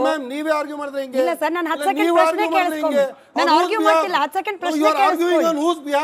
ಅರೆ, ನಾನು ಇತಿಹಾಸವನ್ನ ತಿಳ್ಕೊಳ್ಳೋ ಪ್ರಯತ್ನವಾಗಿ ಒಬ್ಬ ಜಿಜ್ಞಾಸೆ ಇರುವ ಪತ್ರಕರ್ತೆಯಾಗಿ ಕೇಳ್ತಾ ಇದ್ದೀನಿ. When you're diverting, I have to object. No, I'm not diverting. ನೀವು ಹೇಳ್ತಿದ್ದೀರಿ 30ಕ್ಕೂ ಹೆಚ್ಚು ಅಣೆಕಟ್ಟು ಟಿಪ್ಪು ಕಟ್ಟಿದ್ರು, ಅವ್ರು ಹೇಳ್ತಿದ್ದಾರೆ 30 ಟಿಪ್ಪು ಬರಕ್ಕೂ ಮುಂಚೆ. ಈ ದೇಶ ಈ ಕ್ಷೇತ್ರದಲ್ಲಿ ಇಲ್ಲದೆ ಇರುವಂತಹ ಟೆಕ್ನಾಲಜಿ ಬೇರೆ ಕಡೆಯಿಂದ ತಗೊಬಂದು ಅವರು ಮೈಸೂರು ರಾಕೆಟ್ಸ್ ಅನ್ನ ಮಾಡಿದ್ದನ್ನ ರಾಮನಾಥ್ ಕೋವಿಂದ್ ಅವರು 25 ಅಕ್ಟೋಬರ್ 2017 ನಾವು ಡೈಮಂಡ್ ಜುಬ್ಲಿ ಸೆಲೆಬ್ರೇಷನ್ ನಾವು ಅಲ್ಲಿ ದೃಶ್ಯದಲ್ಲಿ ಕಾಣ್ತಿರೋ ಶಿಲಾಫಲಕ ಅದ್ರ ಬಗ್ಗೆ ಮಾತಾಡ್ತಿದ್ದೀವಿ. ಕರ್ನಾಟಕದಲ್ಲಿ ಬಿಜೆಪಿ ನೀವು ದೃಶ್ಯದಲ್ಲಿ ಗಮನಿಸ್ತಾ ಇರೋ ಶಿಲಾಫಲಕದ ಬಗ್ಗೆ ಮಾತನಾಡ್ತಾ ಇದೀವಿ ನಾವು. ಕರ್ನಾಟಕ ರಾಜ್ಯದಲ್ಲಿ ಬಿಜೆಪಿ ಸರ್ಕಾರ ಇದ್ದು, ಕೇಂದ್ರದಲ್ಲಿ ಬಿಜೆಪಿ ಸರ್ಕಾರ ಇದ್ದು, ಪ್ರೆಸಿಡೆಂಟ್ ಬಂದು ವಿಧಾನಸೌಧದಲ್ಲಿ ನಿಂತು ಮೈಸೂರಿನ ಹುಲಿ ಟಿಪ್ಪು ಸುಲ್ತಾನ್ ರವರ ಬಗ್ಗೆ ಎಷ್ಟನ್ನ ಹೊಗಳಿದ್ರು ಅದನ್ನ ನಾವೆಲ್ಲ ಕೇಳಿಸ್ಕೊಂಡು. ಆಯ್ತು ಅಶೋಕ್ ಗೌಡ್ರೆ, ಟಿಪ್ಪು ಸುಲ್ತಾನ್ ಅವರ ಹೆಸರು ಹೇಳಕ್ಕೆ ಭಯ, ಡಬಲ್ ಸ್ಟ್ಯಾಂಡರ್ಡ್ ತೋರಿಸೋದು. ಆಯ್ತು ಟಿಪ್ಪು ಸುಲ್ತಾನ್ ಅನ್ನೋ ಹೆಸರು ಹೇಳಕ್ಕೆ ಭಯ, ಹಾಗಾಗೇನೆ ಅಡಿಗಲ್ ಹಾಕಿದ್ದವರು ಅಂತ ಹೇಳಿ ಯಾರು ಹೇಳೋದಿಲ್ಲ. ಇದು ನನ್ನ ಮಾತಲ್ಲ, ಸಚಿವರ ಮಾತು. ಬಿಜೆಪಿ ಅವ್ರದ್ದು ಎರಡೆರಡು ರೀತಿಯ ವರ್ತನೆ, ಎರಡೆರಡು ರೀತಿಯ ನಾಲ್ಗೆ. ಇದು ಅಬ್ದುಲ್ ರಜಾಕ್ ಅವರ ಆರೋಪ. ನಿಮ್ಮ ಉತ್ತರ? ಒಂದೇ ಒಂದು ಸ್ಮಿತಾ, ನಾನು ಎಲ್ಲರಿಗೂ ರಿಕ್ವೆಸ್ಟ್ ಮಾಡ್ತೇನೆ, ನಾನು ಎಲ್ಲರಿಗೂ ಸಹ ಸೈಲೆಂಟಾಗಿ ಕೇಳಿಸ್ಕೊಂಡಿದ್ದೇನೆ, ನನಗೂ ಸಹ ಎಲ್ಲರೂ ಸೈಲೆಂಟಾಗಿ ಕೇಳಿಸ್ಕೊಬೇಕು ಅಂತ ನಾನು ರಿಕ್ವೆಸ್ಟು. ಇಲ್ಲ ಅಂದರೆ ನಾನು ಟಿವಿಯಿಂದ ನಡೆದು ಹೋಗ್ಬೇಕಾಗತ್ತೆ ಆಚೆಗೆ. ಯಾಕಂದರೆ ಇದು ಮುಂಚೆನೇ ಹೇಳ್ತಾ ಇದ್ದೀನಿ. ವಿಷಯ ಏನು ಅಂತಂದರೆ, ಮೋಸ್ಟ್ ಆಫ್ ದ ವಿಚಾರನ ತಲಕಾಡು ಚಿಕ್ಕರಂಗೇಗೌಡರು ಎಲ್ಲ ಪ್ರತಿಪಾದನೆ ಮಾಡಿದ್ರು, ಕರೆಕ್ಟ್ ಆಗಿದೆ. ಆದರೆ ಅದಕ್ಕೆ ವಿಚಾರ ಎಲ್ಲಿ ಬರ್ತದೆ ಅಂತ ಹೇಳಿದ್ರೆ, ಟಿಪ್ಪು ಇದು ಅಣೆಕಟ್ಟು ಮತ್ತು ಕಟ್ಟೆ ಎರಡಕ್ಕೂ ತುಂಬ ವ್ಯತ್ಯಾಸ ಇದೆ. ತಲಕಾಡು ಚಿಕ್ಕರಂಗೇಗೌಡರು ಹೇಳಿದ್ದು ಕಟ್ಟೆಗಳ ಬಗ್ಗೆ, ಯಾವುದು ನಮ್ಮ ಚೋಳರ ಕಾಲದ್ದು ಮತ್ತು ಹೊಯ್ಸಳರ ಗಂಗರ ಕಾಲದ್ದು ಮತ್ತು ಹೊಯ್ಸಳರ ಕಾಲದ್ದು, ಮತ್ತು ಅನೇಕ ಜನ ಮೈಸೂರಿನ ಒಡೆಯರು ಸಹ. ನನ್ನ ಹತ್ರ ಹಿಸ್ಟಾರಿಕಲ್ ಡೇಟಾ ಪ್ರಕಾರ ನೋಡಿ, ದಲವಾಯಿ ಕುಮಾರರಾಮರವರು 1595ರಲ್ಲಿ 1638ರಿಂದ 1659ವರೆಗೂ ಆಳದಂತಹ ಚಿಕ್ಕದೇವರಾಜ ಒಡೆಯರವರು 1659ರಿಂದ 1673ವರೆಗೂ ಆಳದಂತಹ ಕಂಠೀರವ ನರಸಿಂಹರಾಜ ಒಡೆಯರವರು, ಇವರೂ ಸಹ ಕಾವೇರಿಗೆ ಕಟ್ಟೆಗಳನ್ನು ಕಟ್ತಕ್ಕಂಥ ಕೆಲಸಗಳನ್ನು ಮಾಡ್ತಾರೆ. ಅದರಲ್ಲಿ ಇನ್ಸ್ಪೆಸಿಫಿಕ್ ಚಿಕ್ಕದೇವರಾಜ ಒಡೆಯರವರು ಇದೇ ಜಾಗದಲ್ಲಿ ಕನ್ನಂಬಾಡಿನಲ್ಲೇ ಕಟ್ಟೆ ಕಟ್ಟಿದ್ರು ಅನ್ನತಕ್ಕಂತಹದ್ದು ಸಹ ಇತಿಹಾಸದಲ್ಲಿ ದಾಖಲೆ ಆಗಿರ್ತಕ್ಕಂಥ ವಿಚಾರ. ಈ ಕಟ್ಟೆಗಳೇನಿತ್ತು ಮತ್ತು ಅಣೆಕಟ್ಟೇನಿದೆ, ಇದಕ್ಕೆ ತುಂಬ ವ್ಯತ್ಯಾಸ ಇದೆ. ಅಣೆಕಟ್ಟು ಹೊಸದಾಗಿ ಆವತ್ತು ಇಂಡಸ್ಟ್ರಿಯಲೈಸೇಷನ್ ಆದಮೇಲೆ ಆ ಗೇಟ್ ವಾಲ್ಸ್ನ ಕ್ಲೋಸ್ ಮಾಡಿ ಅದರಿಂದ ಎಲೆಕ್ಟ್ರಿಫಿಕೇಷನ್ನ ಪ್ರೊಡ್ಯೂಸ್ ಮಾಡ್ತಕ್ಕಂತಹದ್ದು ಮತ್ತು ಯಾವ ರೀತಿ ನೀರಾವರಿಗಳಿಂದ ಯಾವ ರೀತಿ ಅನುಕೂಲಗಳಾಗ್ತದೆ ಅನ್ನತಕ್ಕಂಥದ್ದು ಅಣೆಕಟ್ಟು. ಅಣೆಕಟ್ಟು ನಮಗೆ ನಾವು ನೋಡಿರ್ತಕ್ಕಂತಹದ್ದು ಅದು 1850s ಬಂದಂತಹದ್ದು ಎಲ್ಲ ಅಣೆಕಟ್ಟುಗಳು. ಅದಕ್ಕಿಂತ ಹಿಂದೆ ಬಂದಂತಹದ್ದು ಬರೀ ಕಟ್ಟೆಗಳು. ಈಗ ಇಲ್ಲಿ ವಿಚಾರ ಏನು ಅಂತ ಹೇಳಿದ್ರೆ, ಟಿಪ್ಪು ಇದಕ್ಕೆ ದುಡ್ಡು ಎತ್ತಿಟ್ರು ಅಂತ ಹೇಳ್ಬಿಟ್ಟು ಚಿಕ್ಕರಂಗೇಗೌಡರು ಹೇಳ್ತಾರೆ. ಆದ್ರೆ ನಮ್ಮ ಪ್ರಶ್ನೆ ಏನು ಅಂದ್ರೆ, ಎಲ್ಲೂ ಸಹ ಸೈಯದ್ ಕಿರ್ಮಾನಿ ಅವರು ಈ ಹಿಸ್ಟ್ರಿ ಪ್ರಕಾರ ನೀವು ಇವತ್ತಿನ ಸೈಯದ್ ಕಿರ್ಮಾನಿ ಅವರು ಅವರ ಆಸ್ಥಾನದ ಚಾರಿತ್ರಕಾರರು. ಅವರು ಟಿಪ್ಪುವಿನ ಎಲ್ಲ ವಿಚಾರಗಳು ಬರೀತಾರೆ, ಇನ್ಕ್ಲೂಡಿಂಗ್ ಮಲಬಾರಲ್ಲಿ ಏನು ಮಾಡಿದ್ರು ಟಿಪ್ಪು, ಇನ್ಕ್ಲೂಡಿಂಗ್ ಕೋಸ್ಟಲ್ ಕರ್ನಾಟಕದಲ್ಲಿ ಏನು ಮಾಡಿದ್ರು ಅದನ್ನು ಬರೀತಾರೆ, ಸಿಲ್ಕ್ ಡೆವಲಪ್ಮೆಂಟ್ ಬಗ್ಗೆನೂ ಸಹ ಬರೀತಾರೆ. ನಾವು ಒಪ್ಕೊಂಡಿದೀವಿ ಅದನ್ನ, ಆಯ್ತಾ. ಸೈಯದ್ ಕಿರ್ಮಾನಿ ಅವರ ಮಾತುಗಳನ್ನ ನಾವು ಒಪ್ಕೊಂತೀವಿ. ಜೊತೆಗೆ ಸೈಯದ್ ಕಿರ್ಮಾನಿ ಅವರು ಅವರ ಡೆತ್ ಯಾವ ರೀತಿ ಆಯಿತು, ತದನಂತರದಲ್ಲಿ ಎಷ್ಟು ಜನ ಬಂದರು ಅದನ್ನು ಒಪ್ಕೊಳ್ತೀವಿ. ಅದನ್ನು ನಾವು ಯಾವುದೇ ರೀತಿ ಡಿಸ್ಪ್ಯೂಟ್ ಮಾಡ್ತಾ ಇಲ್ಲ. ಈಗ ಸೈಯದ್ ಕಿರ್ಮಾನಿ ಅವರು ಎಲ್ಲೂ ಸಹ ಅವರ ಯಾವುದೇ ಪುಸ್ತಕದಲ್ಲಿ ಯಾವುದೇ ಲೇಖನಗಳಲ್ಲೂ ಹೇಳಿಲ್ಲ, ಯಾವುದೇ ಹಿಸ್ಟಾರಿಕಲ್ ಡೇಟಾನಲ್ಲೂ ಹೇಳಿಲ್ಲ ದಟ್ ಟಿಪ್ಪು ದುಡ್ಡು ಎತ್ತಿಟ್ರು, ಟಿಪ್ಪು ಎಲ್ಲೋ ಒಂದ್ ಕಡೆ ಅಣೆ ಕಟ್ಟಬೇಕು ಅಥವಾ ಕಟ್ಟೆ ಕಟ್ಟಬೇಕು ಅಂತ ಅನ್ಬಿಟ್ಟು ಅನ್ಕೊಂಡಿದ್ರು ಅಂತ ಹೇಳಿ ಎಲ್ಲೂ ಸಿಕ್ಕಿಲ್ಲ. ಯಾಕೆ ಅಂತ ಹೇಳಿದ್ರೆ, ಈ ಬೋರ್ಡ್ ಬಗ್ಗೆ ಹೇಳ್ತೇನೆ, ನೀವು ಅವ್ರು ಕೇಳ್ಕೊಂಡೆ ಬನ್ನಿ, ನಾನು ಮುಗಿಸ್ಬಿಡ್ತೀನಿ ಇಲ್ಲಿಗೆ. ವಿಕ್ರಮ್ ಸಂಪತ್ತು ಮತ್ತು ಇತ್ತೀಚೆಗೆ ಬಂದಂತಹ ನಮ್ಮ ಸಂಜಯ್ ಭಟ್ಟಾಚಾರ್ಜಿ ಅವರು, ಇವರಿಬ್ಬರೂ ಸಹ historically they have searched everything. ನಾನು ಇವತ್ತು ಇಬ್ರು ಹತ್ರನೂ ಮಾತಾಡ್ತಕ್ಕಂಥ ಕೆಲಸನೂ ಮಾಡಿದ್ದೇನೆ. ಇವತ್ತು ಅವ್ರ ಹತ್ರ ಕೇಳ್ಕೊಂಡಾಗ ಅವ್ರು ಮಾಡಿದಂಥ ರಿಸರ್ಚ್ ಅಲ್ಲಿ ಸೈಯದ್ ಕಿರ್ಮಾನಿ ಅವ್ರು ಎಲ್ಲಾದ್ರೂ ಒಂದ್ ಕಡೆ ಮೆನ್ಷನ್ ಮಾಡಿದಾರ ದುಡ್ಡು ಎತ್ತಿಟ್ಟಿರೋದಾಗ್ಲಿ ಅಥವಾ ಅಣೆ ಕಟ್ಟಬೇಕು ಅಂತಿದ್ರು ಅಂತ ಹೇಳಿ ಎಲ್ಲೂ ಸಹ ಮೆನ್ಷನ್ ಮಾಡಿಲ್ಲ. ಇದು fact of the matter. BJP ವಿಚಾರಕ್ಕೆ ನಿಮ್ಮ ಬಿಜೆಪಿಯ ಲೋಕಲ್ ಲೀಡರ್ಸ್ ಹೇಳ್ತಾರೆ, ಔರಂಗಜೇಬನ ನಂತರದಲ್ಲಿ ಯಾರಾದ್ರೂ ಹಿಂದೂ ಪೀಡಕ ಇದ್ರೆ ಅದು ಟಿಪ್ಪು. ಅರೆ ಮಾತಾಡ್ತಿರೋದು ನಾವು ಕನ್ನಂಬಾಡಿ ಕಟ್ಟೆ ಬಗ್ಗೆ, ಇಲ್ಲಿ ಹಿಂದೂ ಎಲ್ಲ ಬಂತು, ಹಿಂಸಾ ಪೀಡಕ ಎಲ್ಲ ಬಂತು. ಈಗ ಈ ಏನು ನಾಮಫಲಕ ಏನು ಹಾಕಿದ್ದಾರೆ ಅಂತ ಹೇಳ್ತಿದ್ದಾರೆ, ಇದು ಅಲ್ಲಿ 7 ಹಳ್ಳಿಗಳು ಮತ್ತು ಒಂದು ಕಾಲೋನಿ, ಆ ಹಳ್ಳಿಗಳ ಹೆಸರು ಸಹ ನನ್ನ ಹತ್ರ ಇದೆ. ಕನ್ನಂಬಾಡಿ, ಮಜ್ಗೆಪುರ. ಸರ್ ನೀವು ಬಿಜೆಪಿ ವಿಚಾರಕ್ಕೆ ಬರ್ತಿಲ್ಲ, ನೀವು ಬಿಜೆಪಿ ವಿಚಾರಕ್ಕೆ ಬರ್ತಾ ಇಲ್ಲ. ಯಾಕೆ ಮಾಡ್ತಿದ್ದೀರಾ ಸರ್? ನಿಮಿಷ ಸರ್, ನಾನು ಮಾತಾಡಲಿಲ್ಲ. ನನಗೆ ಡೀಟೇಲ್ಸ್ ಮತ್ತೆ ಕೊಡಿ, ನನಗೆ ಡೀಟೇಲ್ಸ್ ಮತ್ತೆ ಕೊಡಿ. 7 ಹಳ್ಳಿಗಳು ಮತ್ತು ಒಂದು ಕಾಲೋನಿ ಮುಳುಗಡೆ ಆಗ್ತದೆ. ಅದರಲ್ಲಿ ಅತ್ಯಂತ ಇಂಪಾರ್ಟೆಂಟು ವೇಣುಗೋಪಾಲ ಸ್ವಾಮಿ ದೇವಸ್ಥಾನ ಮುಳುಗಡೆ ಆಗುತ್ತೆ. ವೇಣುಗೋಪಾಲ ಸ್ವಾಮಿ ದೇವಸ್ಥಾನನ ಯಾವುದು ಮುಖ್ಯ ಸ್ಟ್ಯಾಚ್ಯೂ ಇತ್ತು ಅದನ್ನ ತೆಗೆದುಕೊಂಡೋಗಿ ಚಿಕ್ಕಾರ ಹಳ್ಳಿನಲ್ಲಿ ಸ್ಥಾಪನೆ ಮಾಡ್ತಾರೆ. ಅದನ್ನ ಸ್ಥಾಪನೆ ಮಾಡಿದ್ದು 1913ನಲ್ಲಿ. ಆದ್ರೆ ಆವತ್ತೂ ಸಹ ಎಲ್ಲೂ ಶಿಲಾನ್ಯಾಸ ಸಿಕ್ಕಿರಲಿಲ್ಲ. ಆದ್ರೆ 2003ರಲ್ಲಿ ಒಂದ್ ನಿಮಿಷ ಸ್ಮಿತಾ, ಈಗಲೂ ಉತ್ತರ ಕೊಡ್ಲಿಲ್ಲ ಅಂದ್ರೆ ಬಿಜೆಪಿ ನಿಲುವನ್ನ ಡೆಲಿಬರೇಟ್ ಆಗಿ ನೀವು ಎಸ್ಕೇಪ್ ಆಗ್ತಿದ್ದೀರಿ ಅಂತ ಹೇಳ್ಬೇಕಾಗುತ್ತೆ. ನಾನು ಮುಗಿಸ್ತಾ ಇದ್ದೀನಿ. 2003ರಲ್ಲಿ ಒಂದ್ ನಿಮಿಷ ತಾಳಿ. 2003ರಲ್ಲಿ ಹೆಂಗೆ ಚೇಂಜ್ ನಾನು ಎದ್ದೋಗ್ತಾ ಇದ್ದೀನಿ. ನಾನು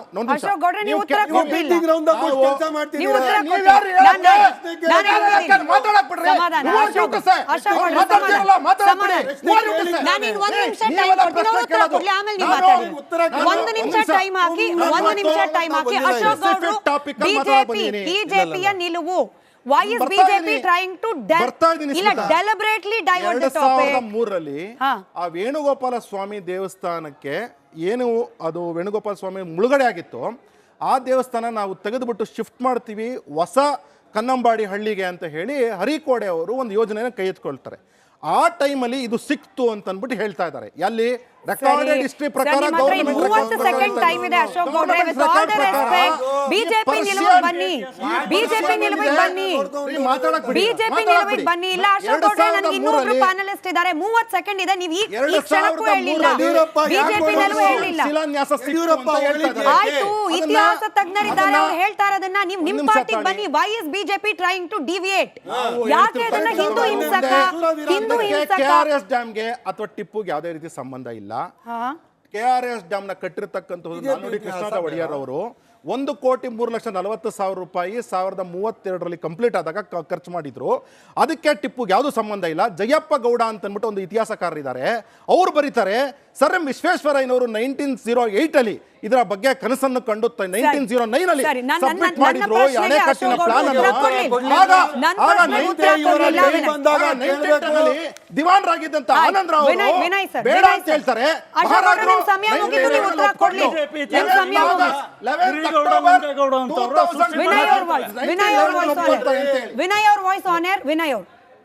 ಬಿಜೆಪಿ ಸೃಷ್ಟಿ ಮಾಡೋ ಇತಿಹಾಸ ಉರಿಗೌಡ ನಂಜೇಗೌಡರ ಇತಿಹಾಸ. ಅದನ್ನ ನಾವು ರಿಯಲ್ ಇತಿಹಾಸ ಅಂತ ಹೇಳೋದಕ್ಕಾಗಲ್ಲ. ಆದರೆ ಅವರು ಇತಿಹಾಸನ ಅಧ್ಯಯನ ಮಾಡಿದವರು ಅವ್ರ ಮಾತಿಗೆ ನಾವು ಹೆಚ್ಚು ಮನ್ನಣೆ ಕೊಡಬೇಕು. ಅವರೇನು ಹೇಳ್ತಾರೆ, ಅವರ ಒಂದು ಅವಮಾನ ಮಾಡ್ಬೋದಲ್ಲ. ಚಿಕ್ಕರಂಗೇಗೌಡರ ಇತಿಹಾಸವನ್ನು ನಾವು ಗೌರವಿಸಬೇಕಲ್ವಾ, ಅವರ ಅಧ್ಯಯನವನ್ನು ಗೌರವಿಸಬೇಕಲ್ವಾ? ಒಪ್ಕೊಂಡೆ, ತಮ್ಮ ಪಾಯಿಂಟ್ ಒಪ್ಕೊಂಡೆ. ಒಂದ್ ನಿಮಿಷ ನಾ ಕಂಪ್ಲೀಟ್ ಮಾಡ್ತೀನಿ. ಒಂದ್ ನಿಮಿಷ, ನಾನು ಸುಮ್ಮನೆ ಕೂತಿದ್ದೆ. ಒಂದ್ ನಿಮಿಷ. ಬೇಸಿಕಲಿ HC ಮಹದೇವಪ್ಪ ಅವರ ಸ್ಟೇಟ್ಮೆಂಟ್ನ ಮ್ಯಾನಿಪುಲೇಟ್ ಮಾಡ್ತಾ ಇದ್ದೀವಿ. ಹೇಗೆ ಅಂತ ಕೇಳಿ. HC ಮಹದೇವಪ್ಪ ಅವರು ಕನ್ನಂಬಾಡಿಯನ್ನ ಅಥವಾ KRS ಡ್ಯಾಮ್ನ ಕಟ್ಟಿದ್ದು ಟಿಪ್ಪು ಸುಲ್ತಾನ್ ಅಂದಿಲ್ಲ. ಅವರು ಅದನ್ನ ಕ್ಲಾರಿಫಿಕೇಶನ್ ಕೊಟ್ಟಿದ್ದಾರೆ, ಅಡಿಗಲ್ಲು ಅಂತ. ಅಂದರೆ ಟಿಪ್ಪು ಸುಲ್ತಾನ್ಗೆ ಒಂದು ವಿಷನ್ ಇತ್ತು. ಆ ವಿಷನ್ ಮುಸ್ಲಿಮ್ರಿಗೆ ಮಾತ್ರ ಇರಲಿಲ್ಲ. ಅದು ಅಂದರೆ ಮುಸ್ಲಿಮ್ರಿಗೆ ಹೆಲ್ಪ್ ಮಾಡಬೇಕು ಅಂತ ಮಾತ್ರ ಇರಲಿಲ್ಲ, ತನ್ನ ಸಾಮ್ರಾಜ್ಯ ಅದಾದ ತನ್ನ ಏನು ಮೈಸೂರು ರಾಜ್ಯದ ಎಲ್ಲ ಜನರಿಗೂ ಹೆಲ್ಪ್ ಮಾಡಬೇಕು ಅನ್ನೋದಿತ್ತು. ಈಗ ರೇಷ್ಮೆನ್ ತಗೊಂಬಂದು ಕೊಟ್ಟಿರೋದು ಯಾರಿಗೆ ಅಥವಾ ಯಾರ ಅಭಿವೃದ್ಧಿಗೆ? ಹಿಂದೂಗಳ ಅಭಿವೃದ್ಧಿಗೆ. ಯಾರು ಮುಸ್ಲಿಮ್ರ ಕೈಗೆ ತಂದು ಕೊಟ್ಟಿಲ್ಲ. ಆಮೇಲೆ ನೇಯ್ಗೆಯನ್ನು ಅವ್ರನ್ನ ನೇಕಾರರಿಗೆ ಟ್ರೈನಿಂಗ್ ಕೊಡ್ತಾರೆ. ಇಲ್ಲಿ ಮೇ ಬಿ ಚೀನಾ ಸಮಥಿಂಗ್ ಆ ಕಡೆಯಿಂದ ಟ್ರೈನಿಂಗ್ ಕೊಡಿಸ್ತಾರೆ. ಟ್ರೈನಿಂಗ್ ಕೊಡಿಸಿದ್ದು ಯಾರಿಗೆ?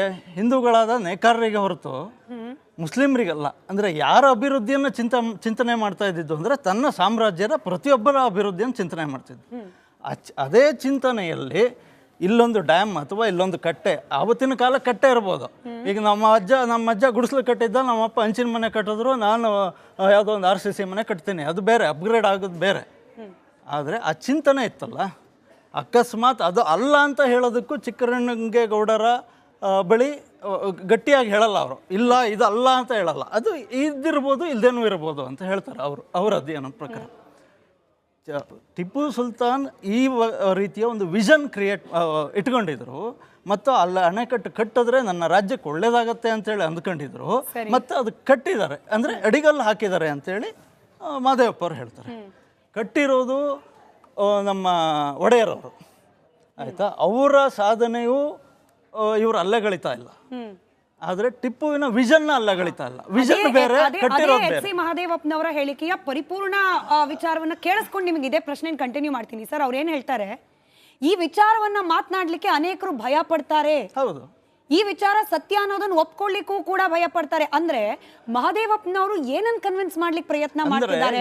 ಟಿಪ್ಪು ಕ್ರೆಡಿಟ್ ಕೊಟ್ಟು ಬಿಜೆಪಿ ಅಥವಾ ರೈಟ್ ವಿಂಗ್ ಐಡಿಯಾಲಜಿ ಯಾರಿದ್ದಾರೆ ಅವರಿಗೆ ಇದನ್ನ ನೇರವಾಗಿ ಗುರಿಯಾಗಿಸಿ ಮಾತನಾಡೋ ಪ್ರಯತ್ನನ, ಅಥವಾ ಅವ್ರ ಮುಂದಿರ್ತಕ್ಕಂಥ ಒಂದು ಸಮುದಾಯದ ಓಲೈಕೆ ಅಂದ್ರೆ ಮತದಾರರ ಓಲೈಕೆಯ ಪ್ರಯತ್ನನ, ಹಿಂಗೆ ಚರ್ಚೆ ಆಗ್ತಿರೋ ಸರ್. ನಾನು ನೇರವಾಗಿ ಪ್ರಶ್ನೆ ಕೇಳಿದ್ದೀನಿ, ಅವ್ರು ಉತ್ತರ ಕೊಡಿ. ವಿಷಯ ಓಲೈಕೆ ಅನ್ನೋದು ಎರಡನೇ ವಿಷಯ. ಇತಿಹಾಸವೇ ಸತ್ಯವೇ ಅದು. ಅದೇ ಓಲೈಕೆ ಇತಿಹಾಸ ಬಳಕೆ ಆಗಬಾರ್ದು ಅನ್ನೋದು ಉದ್ದೇಶ. ಇತಿಹಾಸ ಓಲೈಕೆ ಅಲ್ಲ, ಇತಿಹಾಸ ಹೇಳೋದು ಅದು ಓಲೈಕೆ ಅಂದ್ರೆ ಓಲೈಕೆ ಅಥವಾ ಸತ್ಯ ಹೇಳೋದು ಓಲೈಕೆ ಅಥವಾ ವಿರೋಧ ಎರಡನ್ನೂ ಹೇಳೋದಕ್ಕಾಗಲ್ಲ. ಒಂದು ನಿಮಿಷ. ಆದರೆ ಮಹದೇವಪ್ಪ ಅವರು ಏನು ಹೇಳಿದ್ದು, ಅಡಿಗಲ್ಲು ಹಾಕಿದ್ದಾರೆ, ಅವರಿಗೊಂದು ವಿಷನ್ ಇತ್ತು. ಕಟ್ಟಿರೋದು ಯಾರೋ ಒಡೆಯರು, ನಾಲ್ವಡಿ ಕೃಷ್ಣರಾಜ ಒಡೆಯರು. ಇವರ ಸಾಧನೆಗೂ ಇವರ ವಿಷನ್ಗೂ ಟಿಪ್ಪುವಿನ ವಿಷನ್ಗೂ ಡಿಫ್ರೆನ್ಸಸ್ ಇಲ್ಲ. ಇಬ್ಬರು ತಮ್ಮ ಸಾಮಾಜಿಕ ನ್ಯಾಯದ ಪರವಾಗಿ ಕೆಲಸ ಮಾಡಿದಂಥವ್ರು. ಇದೇ ಬಿಜೆಪಿ ಅವ್ರಿಗೆ ಉರಿಗೌಡ ನಂಜೇಗೌಡ ಸೃಷ್ಟಿ ಮಾಡಿಬಿಟ್ರು. ಯಾವ ಇತಿಹಾಸದ ಆಧಾರವೂ ಇಲ್ಲ, ಯಾವ ದಾಖಲೆಯೂ ಇಲ್ಲ. ಉರಿಗೌಡ ನಂಜೇಗೌಡ ಸೃಷ್ಟಿ ಆಗ್ಬಿಟ್ರು, ಆಮೇಲೆ ಹಂಗೆ ಸತ್ತು ಹೋಗ್ಬಿಟ್ರು ಅವರು. ಎಷ್ಟೋ ಒಂದೇ ಚುನಾವಣೆಗೆ ಸತ್ತು ಹೋಗ್ಬಿಟ್ರು ಅವರು. ಆದರೆ ಬಿಜೆಪಿ ಇವರು ಯಾರೋ ಜಗದೀಶ್ ಶೆಟ್ಟರ್ ಅವರು ಸಿಎಂ ಆಗಿದ್ದಾಗ ಇದೇ ಟಿಪ್ಪು ಸಾಧನೆ ಪುಸ್ತಕ ಹೊರಗೆ ತಂದಿದ್ದಾರೆ. ಒಂದ್ ನಿಮಿಷ. ಟಿಪ್ಪು ಸುಲ್ತಾನ್ ಅನ್ನೋ ಹೆಸರಲ್ಲೇ ಈಗಾಗಲೇ ಚರ್ಚೆ ಮಾಡಿದ್ದೀವಿ. ಟಿಪ್ಪು ಸುಲ್ತಾನ್ ಹೆಸರಲ್ಲೇ ವಿರೋಧ. ಒಂದ್ ನಿಮಿಷ ಯಾವ ರೀತಿ ಮತ ಅಂದ, ಯಾವ ಮತ ಚರ್ಚೆ ಮಾಡಿದ್ವಿ.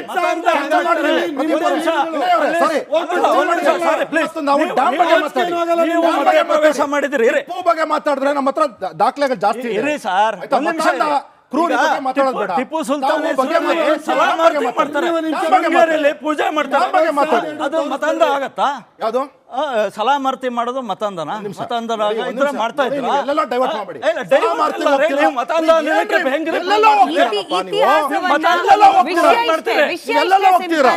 ಬಿಜೆಪಿ ಟಿಪ್ಪು ಸುಲ್ತಾನ್ ಅಲ್ಲ. ಪ್ರಗತಿಪರ ಯಾರಿದ್ದೀರಾ?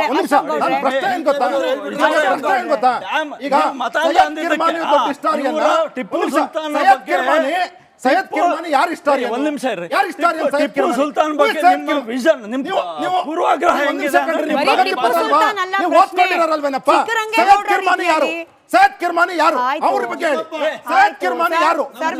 ಸೈಯದ್ ಕಿರ್ಮಾನಿ ಅವ್ರ ಹಿಸ್ಟ್ರಿನಲ್ಲಿ ಕ್ಲಿಯರ್ ಆಗಿ ಹೇಳ್ತಾರೆ. ಕಟ್ಟಿಲ್ಲ ಅಂತಾರ? ಒಂದ್ ನಿಮಿಷ ಕಟ್ಟಿಲ್ಲ ಅಂತಾರ? ಹೌದು, ಎಲ್ಲೂ ಬರ್ದಿಲ್ಲಪ್ಪ ಅದು. ನಿಮಿಷ ಇಲ್ಲ.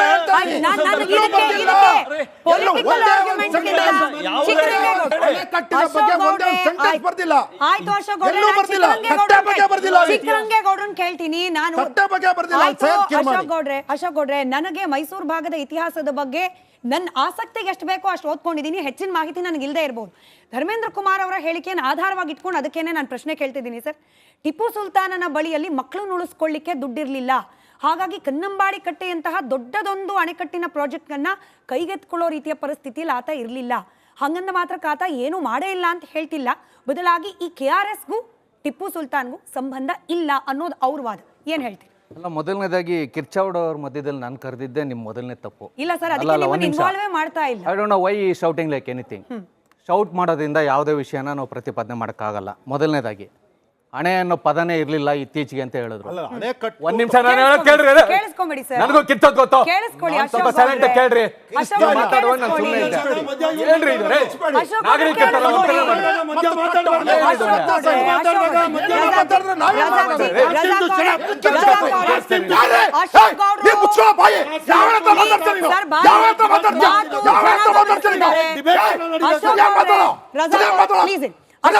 ಜನ ನೋಡ್ತಿದ್ದಾರೆ.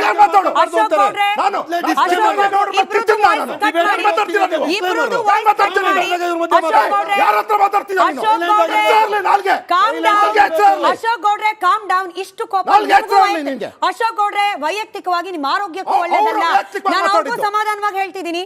ಇಬ್ಬರು ಒಬ್ಬ ತಜ್ಞರು ಮಾತನಾಡುವಾಗ ದಯವಿಟ್ಟು ರೆಸ್ಪೆಕ್ಟ್ ಕೊಡಿ. ಜನ ನಿಮ್ಮನ್ನು ನೋಡ್ತಿದ್ದಾರೆ. ಅಶೋಕ್ ಗೌಡ್ರೆ, I request you kindly listen for 1 damn minute. ಹೇಳಿ ಸರ್. ಈಗ ಯಾರು ಏನು ಮಾತಾಡಬೇಕು ಅನ್ನೋದನ್ನು ಅವರವರ ತಿಳುವಳಿಕೆಗೆ ಅವ್ರಿಗೆ ಗೊತ್ತಿರುತ್ತೆ, ಅವ್ರು ಹೇಳ್ತಾರೆ. ಕ್ರಿಸ್ತಶಕ 905ನೇ ಇಸ್ವಿಯ ಇದೇ ಪಾಂಡವಪುರದ ತಲೆನೀರು ಅನ್ನೋ ಊರಲ್ಲಿ ಗಂಗರು ಒಂದು ಅಣೆಕಟ್ಟೆಯನ್ನು ಕಟ್ಟಿದ್ದಕ್ಕೆ ಆ ಶಾಸನದಲ್ಲಿ ಅಣೆಕಟ್ಟು ಅಣೆ ಅನ್ನುವಂಥ ಪದ ಪ್ರಯೋಗ ಆಗಿದೆ. ಯಾವಾಗ 905ನೇ ಇಸ್ವಿ ಪಾಂಡವಪುರದ ಎಪಿಗ್ರಾಫಿಯ ಕರ್ನಾಟಕದಲ್ಲಿ ಈ ಪದ ಇದೆ. ಅದೇನು ಇತ್ತೀಚೆಗೆ ಬಂದಿರೋ ಪದ ಅಲ್ಲ. ಅದೊಂದು ಕ್ಲಾರಿಫಿಕೇಷನ್ನು. ಇನ್ನು ಎರಡನೇದು ಭಾಳ ಮುಖ್ಯವಾಗಿ ನಾವು ಇವತ್ತಿಲ್ಲಿ ಮಾತಾಡ್ತಾ ಇರೋದು KRS ಡ್ಯಾಮಿಗೆ ಟಿಪ್ಪು ಸುಲ್ತಾನ್ ಅಡಿಗಲ್ ಹಾಕಿದ್ರಾ ಇಲ್ವಾ ಅನ್ನೋದ್ರ ಬಗ್ಗೆ ಮಾತ್ರ. KRSಗೂ ಟಿಪ್ಪು ಸುಲ್ತಾನ್ಗೂ ಯಾವುದೇ ರೀತಿಯ ಸಂಬಂಧ ಇಲ್ಲ. ತಾಂತ್ರಿಕವಾಗಿ ಕಾನೂನಾತ್ಮಕವಾಗಿ ಯಾವುದೇ ರೀತಿಯ ಸಂಬಂಧ ಇಲ್ಲ. ಅವರೊಂದು ಕನಸನ್ನು ಕಂಡಿದ್ರು. ಟಿಪ್ಪು ಸುಲ್ತಾನ್ ಕನಸನ್ನು ಕಾಣೋಕ್ಕೆ ಮೊದಲೇ ವಿಜಯನಗರದ ಅರಸರು, ಹೊಯ್ಸಳರು, ಗಂಗರು ಕನಸನ್ನು ಕಂಡು ಅದನ್ನು ಸಾಕಾರಗೊಳಿಸಿದ್ರು. ಆಮೇಲೆ ಟಿಪ್ಪು ಸುಲ್ತಾನ್ ಹತ್ರ ದುಡ್ಡಿರಲಿಲ್ಲ ಅನ್ನೋದನ್ನ ಈಗಾಗಲೇ ನಾನೇ ಹೇಳ್ಬಿಟ್ಟಿದ್ದೆ. ಜೊತೆಗೆ ಇಲ್ಲಿ ಒಂದೇನಾಗಿದೆ, ಪ್ರತಿ ಸಾರಿ ಇಲ್ಲಿ ಚರ್ಚೆ ಆಗುವಾಗ ಇತಿಹಾಸಕಾರನಿಗೂ ಸಾಹಿತಿಗೂ ವ್ಯತ್ಯಾಸ ತಿಳಿದೆ. ನಾವು ಸಾಹಿತಿಗಳು ಹೇಳಿದ್ದನ್ನೆಲ್ಲ ಇತಿಹಾಸ ಅಂತ ನಂಬ್ಕೊಂಡು ಬಿಡ್ತೀವಿ. ಇತಿಹಾಸ ಯಾರು ಅಧ್ಯಯನ ಮಾಡಿರ್ತಾರೆ ಭಾಳ ಸಿಸ್ಟಮೆಟಿಕ್ಕಾಗಿ, ಅದನ್ನು ಶಾಸ್ತ್ರೀಯವಾಗಿ ಅಂತ ಹೇಳ್ತೀವಿ, ಅವರಿಂದ ಕೇಳಿದರೆ ಒಂದಷ್ಟು ಸತ್ಯಗಳು ಗೊತ್ತಾಗುತ್ತೆ. ಇನ್ನೂ ಒಂದು ಭಾಳ ಮುಖ್ಯವಾದಂಥ ವಿಚಾರ, ಯಾವ ಇತಿಹಾಸಕಾರನೂ ಕೂಡ ಅವನೇನೇ PhD ಮಾಡಿದ್ರು 100ಕ್ಕೆ 100 ಸಮಗ್ರವಾಗಿ ಯಾವ ವಿಷಯನೂ ಅಧ್ಯಯನ ಮಾಡೋಕ್ಕೆ ಸಾಧ್ಯ ಇಲ್ಲ. ಪದೇ ಪದೇ ಹೊಸ ವಿಷಯಗಳು ಬರ್ತಾ ಇರುತ್ತೆ. ಹಳೇದು ನಾವೇನು ತಿಳ್ಕೊಂಡಿದ್ದೀವಿ ಅದು ತಪ್ಪಾಗುವಂಥ ಸಂಭವ ಇರುತ್ತೆ. ಈಗ KRSನಲ್ಲಿ ಟಿಪ್ಪು ಸುಲ್ತಾನ್ ಶಿಲಾನ್ಯಾಸದ ಕಲ್ಲಿದೆ ಅಂತ ಹೇಳಿದ್ರಲ್ಲ, ನಾನು 30 ವರ್ಷದಿಂದನೇ ಅಲ್ಲಿ ನೋಡಿದ್ದೀನಿ. ನಾನು ಎಲ್ಲಿ ಗೇಟ್ ವೇ ಆಫ್ ಬೃಂದಾವನ ಅನ್ನೋದಿದೆಯಲ್ಲ, 30 ವರ್ಷದಿಂದನೇ ನಾನು ನೋಡಿದ್ದೀನಿ. ಅದಕ್ಕೂ ಹಿಂದೆನೂ ಅದು ಇದ್ದಿರಬಹುದು. ಹೀಗಾಗಿ ಕೆಲವು ವಿಚಾರಗಳನ್ನು ನಾವು ಏಕಾಏಕಿ ಅಲ್ಲಗಳೆಯಕ್ಕೆ ಹೋಗಬಾರ್ದು. ಆಮೇಲೆ ಅದಕ್ಕೊಂದು ಆಧಾರ ಬೇಕಾಗುತ್ತೆ. ಪ್ರತಿಯೊಂದು ಇತಿಹಾಸದಲ್ಲಿ ಏನೇ ಮಾತಾಡಬೇಕಾದ್ರೂ ಆಧಾರ ಇರಬೇಕು. ಕಿರ್ಮಾನಿ ಸೈಯದ್ ಕಿರ್ಮಾನಿ ಅಂದರೆ ಯಾರು? ಅವನೊಬ್ಬ ವಿಕೆಟ್ ಕೀಪರು. ಈ ಕಿರ್ಮಾನಿ ಬೇರೆ. ಆಮೇಲೆ ಈ ಕಿರ್ಮಾನಿ ಹೇಳಿರೋದೆಲ್ಲ ಸತ್ಯ ಅಲ್ಲ. ಟಿಪ್ಪು ಸುಲ್ತಾನ್ ಕಾಲದಲ್ಲಿ ಆಸ್ಥಾನದಲ್ಲಿ ಇದ್ದಂಥ ಇತಿಹಾಸಕಾರ ಕಿರ್ಮಾನಿ ಏನು ಹೇಳಿದ್ದಾನೆ, ಆತ ಹೇಳಿದ್ದೆಲ್ಲ ಸತ್ಯ ಅಲ್ಲ. ಅವನೇನು ಮಾಡಿದಾನೆ ತಪ್ಪು? 10 ಜನ ಸತ್ತಿದ್ರೆ ಪಕ್ಕದಲ್ಲಿ ಒಂದು 0 ಸೇರಿಸಿದ್ದಾನೆ 100 ಅಂತ. ಅವನು ಹೇಳಿದ್ದನ್ನು ನಾವ್ಯಾಕಿಲ್ಲ ಆಧಾರವಾಗಿ ತಗೋಬೇಕು? ಇಲ್ಲಿ ಹಂಸಕ್ಷೀರ ನ್ಯಾಯ ಅಂತ ಬರುತ್ತೆ. ನಿಜ. ಆ ಹಂಸಕ್ಷೀರ ನ್ಯಾಯದ ಪ್ರಕಾರ ಹೋದಾಗ ಕಿರ್ಮಾನಿ ಹೇಳಿಲ್ಲ ಹೀಗಾಗಿ ಡ್ಯಾಮ್ ಕಟ್ಟಿಲ್ಲ ಅಂತ ಹೇಳೋಕ್ಕೂ ಬರಲ್ಲ. ಅಥವಾ ಕಿರ್ಮಾನಿ ಹೇಳಿದಾನೆ ಡ್ಯಾಮ್ ಕಟ್ಬಿಟ್ಟಿದ್ದಾರೆ ಅಂತ ಹೇಳೋಕ್ಕೂ ಬರಲ್ಲ. ನಮ್ಮ ಕಣ್ಣೆದುರುಗಡೆ ಇದೆಯಾ? ಇಲ್ಲ. 1911ರಲ್ಲಿ ನಾಲ್ವಡಿ ಕೃಷ್ಣರಾಜ ಒಡೆಯರು ತಮ್ಮ ಹೆಂಡತಿ ಮತ್ತು ತಮ್ಮ ತಾಯಿಯವರ ಒಡವೆಗಳನ್ನು ಮಾರಿ ಅಣೆಕಟ್ಟೆಯನ್ನು 1932ರಲ್ಲಿ ಕಟ್ಟಿದ್ರು. ಅದರಲ್ಲಿ ವಿಶ್ವೇಶ್ವರಯ್ಯನವರು ಇರ್ಬೋದು, ಹಲವಾರು ಜನ ದಿವಾನ್ರುಗಳಿರ್ಬೋದು, ಅಥವಾ ಇಂಗ್ಲೀಷರ ಕೆಲವು ಇಂಜಿನಿಯರ್ಗಳಿರ್ಬೋದು, ಎಲ್ಲರ ಸೇವೆನೂ ಅಲ್ಲಿ ಅಪಾರವಾಗಿದೆ. ಒಂದು ಡ್ಯಾಮನ್ನು 4ನೇ ಡ್ಯಾಮು ನನ್ನ ಪ್ರಕಾರ ಅಣೆಕಟ್ಟೆ, ಭಾಳ ಒತ್ತಿ ಹೇಳ್ತೀನಿ, ದಾಖಲೆಯಲ್ಲಿರೋದು, ದಾಖಲೆಯಲ್ಲಿ ಇಲ್ಲದೇ ಇರೋದು ಕೆಲವು ಇದ್ದಾವೆ. ಅಣೆಕಟ್ಟೆಯನ್ನು ನಾಲ್ವಡಿ ಕೃಷ್ಣರಾಜ ಒಡೆಯರ್ ಕಾಲದಲ್ಲಿ ಒಂದು ಕಟ್ಟಿರೋದು ನಿಜ. ಅದಕ್ಕೂ ಟಿಪ್ಪು ಸುಲ್ತಾನ್ಗೂ ಸಂಬಂಧ ಇಲ್ಲ. ಮಾದೇವಪ್ಪನವರು ಆ ಸಂಬಂಧವನ್ನು ಕಲ್ಪಿಸಿ ಹೇಳಿಕೆ ಕೊಟ್ಟರು. ಈಗ ಅದನ್ನು ನಿರಾಕರಿಸಿದ್ದಾರೆ. ಅದಕ್ಕೆ ಸ್ವಾಗತಿಸೋಣ. ಇನ್ನೊಂದು ಮಾದೇವಪ್ಪನವ್ರು ಮಾಡಿರೋ ತಪ್ಪನ್ನು ನಾನು ಇಲ್ಲಿ ಹೇಳ್ಬಿಡ್ತೀನಿ. ಇಡೀ ಭಾರತ ದೇಶಕ್ಕೆ ಟಿಪ್ಪು ಸುಲ್ತಾನ್ ರೇಷ್ಮೆನ ಪರಿಚಯ ಮಾಡಿದ್ರು ಅಂತ ಹೇಳ್ತಾರೆ. ಅದು ಕೂಡ ತಪ್ಪು. ಇಡೀ ಭಾರತ ದೇಶಕ್ಕೆ ಟಿಪ್ಪು ಸುಲ್ತಾನ್ ರೇಷ್ಮೆನ ಪರಿಚಯ ಮಾಡಿಲ್ಲ. ಅವರು ರೇಷ್ಮೆನ ಪರಿಚಯ ಮಾಡಿದ್ದು ಮೈಸೂರು ಸಂಸ್ಥಾನಕ್ಕೆ.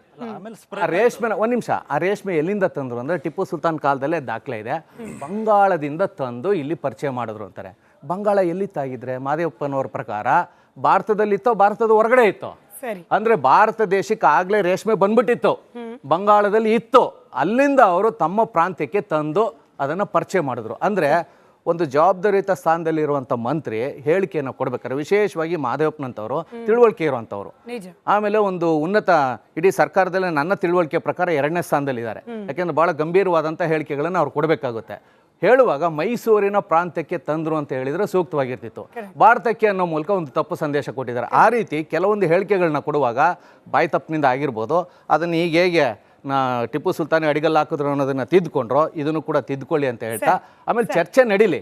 ಆಧಾರ ದಾಖಲೆಗಳ ಸಮೇತ ಬಹಳ ಪೊಲೈಟ್ ಆಗಿ ಚರ್ಚೆ ಮಾಡಬಹುದು. ಇವಾಗ ರಾಜಕೀಯ ವಿಚಾರ ಆಗಿರೋದ್ರಿಂದ ನಿಮ್ಮನ್ನ ಈ ಚರ್ಚೆಯಿಂದ ಹೊರಗಿಟ್ಟು ಈ ಮೂವರನ್ನ ಪ್ರಶ್ನೆ ಕೇಳ್ತಿದ್ದೀನಿ. ಬಂದೆ ಸರ್. ನಾನು ಪ್ರಶ್ನೆಗಾದ್ರೂ ಅವಕಾಶ ಕೊಡಿ. ಅಲ್ಲ ನೀವೇ ಮಾತಾಡ್ತೀರಿ ಅಂತ ಡಿಸೈಡ್ ಮಾಡ್ಕೊಂಡು ಬಂದಂಗಿದೆ. ಇವಾಗ ನೇರವಾದ ಪ್ರಶ್ನೆ ಏನು ಅಂತಂದ್ರೆ, ಕೇವಲ ಇದೊಂದು ವಿಚಾರಕ್ಕಲ್ಲ, ಕಾಂಗ್ರೆಸ್ನವ್ರಿಗೆ ಇತ್ತೀಚೆಗೆ ಖಯಾಲಿ ಆಗಿದೆ ಮೈಸೂರು ಭಾಗದ ಇತಿಹಾಸವನ್ನ ತಿರ್ಚೋದಕ್ಕೆ. ಈಗ ಸದ್ಯಕ್ಕೆ ಯತೀಂದ್ರ ಸಿದ್ದರಾಮಯ್ಯನವರ ಹೇಳಿಕೆಯನ್ನು ಕೂಡ ಮುಂದಿಟ್ಕೊಂಡು ಬಿಜೆಪಿ ಮಾಡ್ತಿರೋ ಆರೋಪ. ಒಂದೇ ಪ್ರಶ್ನೆ, ಮೂವರ ಪ್ರತಿಕ್ರಿಯೆ, 1 ನಿಮಿಷ ಸಮಯ. ರಜಾಕ್ ಅವರಿಂದ ಪ್ರಾರಂಭ ಮಾಡಿ. ಮ್ಯಾಮ್ ಸಿಂಪಲ್ ಒಂದೇ ಪ್ರಶ್ನೆ, ಮೊದಲು ಕೇಳಿದೆ, ಇವಾಗಲೂ ಕೇಳ್ತೀನಿ, ಇದೇ ಡಿಬೇಟಲ್ಲಿ ಮತ್ತೊಂದು ಸಲನೂ ಕೇಳ್ತೀನಿ. 2012 ಡಿಸೆಂಬರ್ 13ಕ್ಕೆ ಜಗದೀಶ್ ಶೆಟ್ಟರ್ ಅವರು ಒಂದು ಮಾಜಿ ಮುಖ್ಯಮಂತ್ರಿಗಳು, ಆಮೇಲೆ ಯಡಿಯೂರಪ್ಪನವರು ಮಾಜಿ ಮುಖ್ಯಮಂತ್ರಿಗಳು, ಇವ್ರ ಜೊತೆ PC ಮೋಹನ್ ಸಂಸದರು, ಅದ್ರ ಜೊತೆ R Ashoka farmer home minister, ಇವರೆಲ್ಲ ದೊಡ್ಡ ದೊಡ್ಡ BJP ನಾಯಕರಲ್ವಾ. 2012ರಲ್ಲಿ ಟಿಪ್ಪು ಸುಲ್ತಾನ್ ಥರನೇ ವೇಷ ಧರಿಸ್ಕೊಂಡು ಪೇಟ ಹಾಕ್ಕೊಂಡು ಖಡ್ಗ ಹಿಡ್ಕೊಂಡು ಅವರನ್ನು ಹೊಗಳ್ತಾರೆ. ಅದೇ ಕಂಟಿನ್ಯೂ ಆಗುತ್ತೆ. ಇವ್ರದೇ ಸರ್ಕಾರದಲ್ಲಿ ಪ್ರೆಸಿಡೆಂಟ್ ಬಂದು ವಿಧಾನಸೌಧ ಸೆಲೆಬ್ರೇಷನ್ಸ್ ಅಲ್ಲಿ ಹೊಗಳ್ತಾರೆ. ಅದು ಹೇಗೆ ಟಿಪ್ಪು 5 ವರ್ಷದಲ್ಲಿ ಮತಾಂಧ ಆಗ್ಬಿಡ್ತಾನೆ ಅಂತ ನನ್ನ ಪ್ರಶ್ನೆ. ಇದನ್ನ BJPನವ್ರು ಉತ್ತರ ಕೊಡ್ಬೇಕಲ್ಲ. ಕೇಳಿದ್ರೆ ನಾನು 7 ಹಳ್ಳಿಗಳ ಹೆಸರು ಹೇಳ್ತೀನಿ, ಆ ಹಳ್ಳಿ ಈ ಹಳ್ಳಿ, ನಮಗೆ ಹಳ್ಳಿಗಳ ಅಶೋಕ್ ಗೌಡ್ರೆ ಇವಾಗಲಾದ್ರೂ ಇದಕ್ಕೆ ಉತ್ತರ ಕೊಟ್ಬಿಡಿ. ಬಿಜೆಪಿ ಬಂದೆ ಸರ್, ಬರ್ತೀನಿ, ನಿಮಗೆ ಬರ್ತೀನಿ. ಅಶೋಕ್ ಬಿಡ್ತೀವಿ ಅಂತಾರೆ. ಅಶೋಕ್ ಗೌಡ್ರೆ ಆಯ್ತು ಸರ್, ಸಮಯ ಆಯ್ತು. ಅಶೋಕ್ 5 ವರ್ಷದಲ್ಲಿ ಒಬ್ಬ ದೊಡ್ಡ ಶೂರ ವೀರ ರಜಾಕ್ ಅವರೇ, I am running out of time. ಕೇಳಿಸ್ಕೊಳ್ಳಿ, ಇವಾಗ ನೀವು ಕೇಳಿಸ್ಕೊಳ್ಳಿ, ಹೇಳಿ ಅಶೋಕ್ ಗೌಡ್ರೆ. ನಾನು ಯಾರೋ ಪ್ಯಾನಲಿಸ್ಟ್ಗೆ ಉತ್ತರ ಕೊಡ್ಲಿಕ್ಕೆ ಬಂದಿಲ್ಲ. ನಾನು ನನ್ನ ಪಕ್ಷದ ಪ್ರತಿಪಾದನೆ ಮಾಡ್ಲಿಕ್ಕೆ ಬಂದಿದ್ದೇನೆ. ನಿಮ್ಮ ಪಕ್ಷದ ನಾಯಕರ ಬಗ್ಗೆ ಪ್ರಶ್ನೆ. ಇವಾಗ ಕೇಳಿಸ್ಕೋಬೇಕು ಸರ್. ನಾನು ತಲಕಾಡ್ ಚಿಕ್ಕರಂಗೇಗೌಡರು ಕೇಳ್ತಾನೆ, ಏನು ಅಂದ್ರೆ ಅವರು ಯಾರು ಕಿರ್ಮಾನಿಯವ್ರ ಬಗ್ಗೆ ಯಾರ ಬಗ್ಗೆ ಹೇಳ್ತಾ ಇದ್ದಾರೆ, ಯಾರು ಸಾಹಿತ್ಯಕಾರರಿದ್ರು, ಯಾರು ಟಿಪ್ಪುವಿನ ಬಗ್ಗೆ ಅವನು ಹುಟ್ಟದಾಗಿನಿಂದ ಹಿಡ್ಕೊಂಡು ಅವ್ನು ಸಾಯೋವರೆಗೂ ಸಹ ಇತಿಹಾಸನ ಬರೆದಿದ್ರು, ಅವ್ರ ಇತಿಹಾಸ ನಾನು ನಂಬದೆ ಮತ್ತೆ ಇನ್ಯಾರ ಇತಿಹಾಸ ನಾನು ನಂಬಬೇಕು. ಆಯಪ್ಪ ಹೇಳಿದ್ದೆಲ್ಲ ಸತ್ಯ ಅಲ್ಲ, ಆಯಪ್ಪ ಹೇಳಿದ್ನು ಸಹ ತಿರ್ಚಲಾಗಿದೆ ಅಂತ ಹೇಳಿದ್ರೆ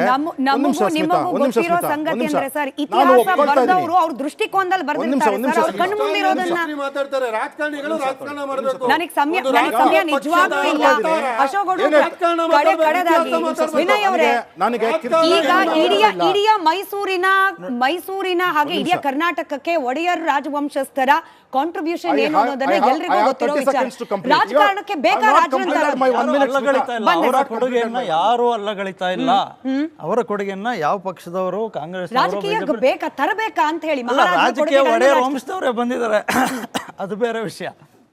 ಆದರೆ ನಾನು ಹೇಳ್ತಾ ಇರೋದು, ಅಣೆಕಟ್ಟು ಈ BJP ಅಧಿಕಾರದಲ್ಲಿತ್ತು, 2 ಬಾರಿ ಅಧಿಕಾರಕ್ಕೆ ಬಂದಿತ್ತು. ಈ ಕಲ್ಲು ಸುಳ್ಳಾಗಿದ್ದಿದ್ರೆ ಕಿತ್ತು ಬಿಸಾಡ್ಬೋದಾಯ್ತು ಅಲ್ವಾ? ಅದೇ ಆವಾಗ ಇವರು ಇತಿಹಾಸನ ಕರೆಕ್ಟ್ ಮಾಡೋದೇ ನಮ್ಮ ಕೆಲಸ ಅಂತ ಗಮನ ಕೊಡ್ಲಿಕ್ಕೆ ಟೈಮ್ ಇರಲಿಲ್ಲ ಅಂತ ಹೇಳಿ ಅಲ್ಲ ವಿಷಯ. ಸಾರಿ, ಅವತ್ತು ಇವರೇ ಪೇಟ ಹಾಕೊಂಡು ಕತ್ತೆ ಹಿಡ್ಕೊಂಡು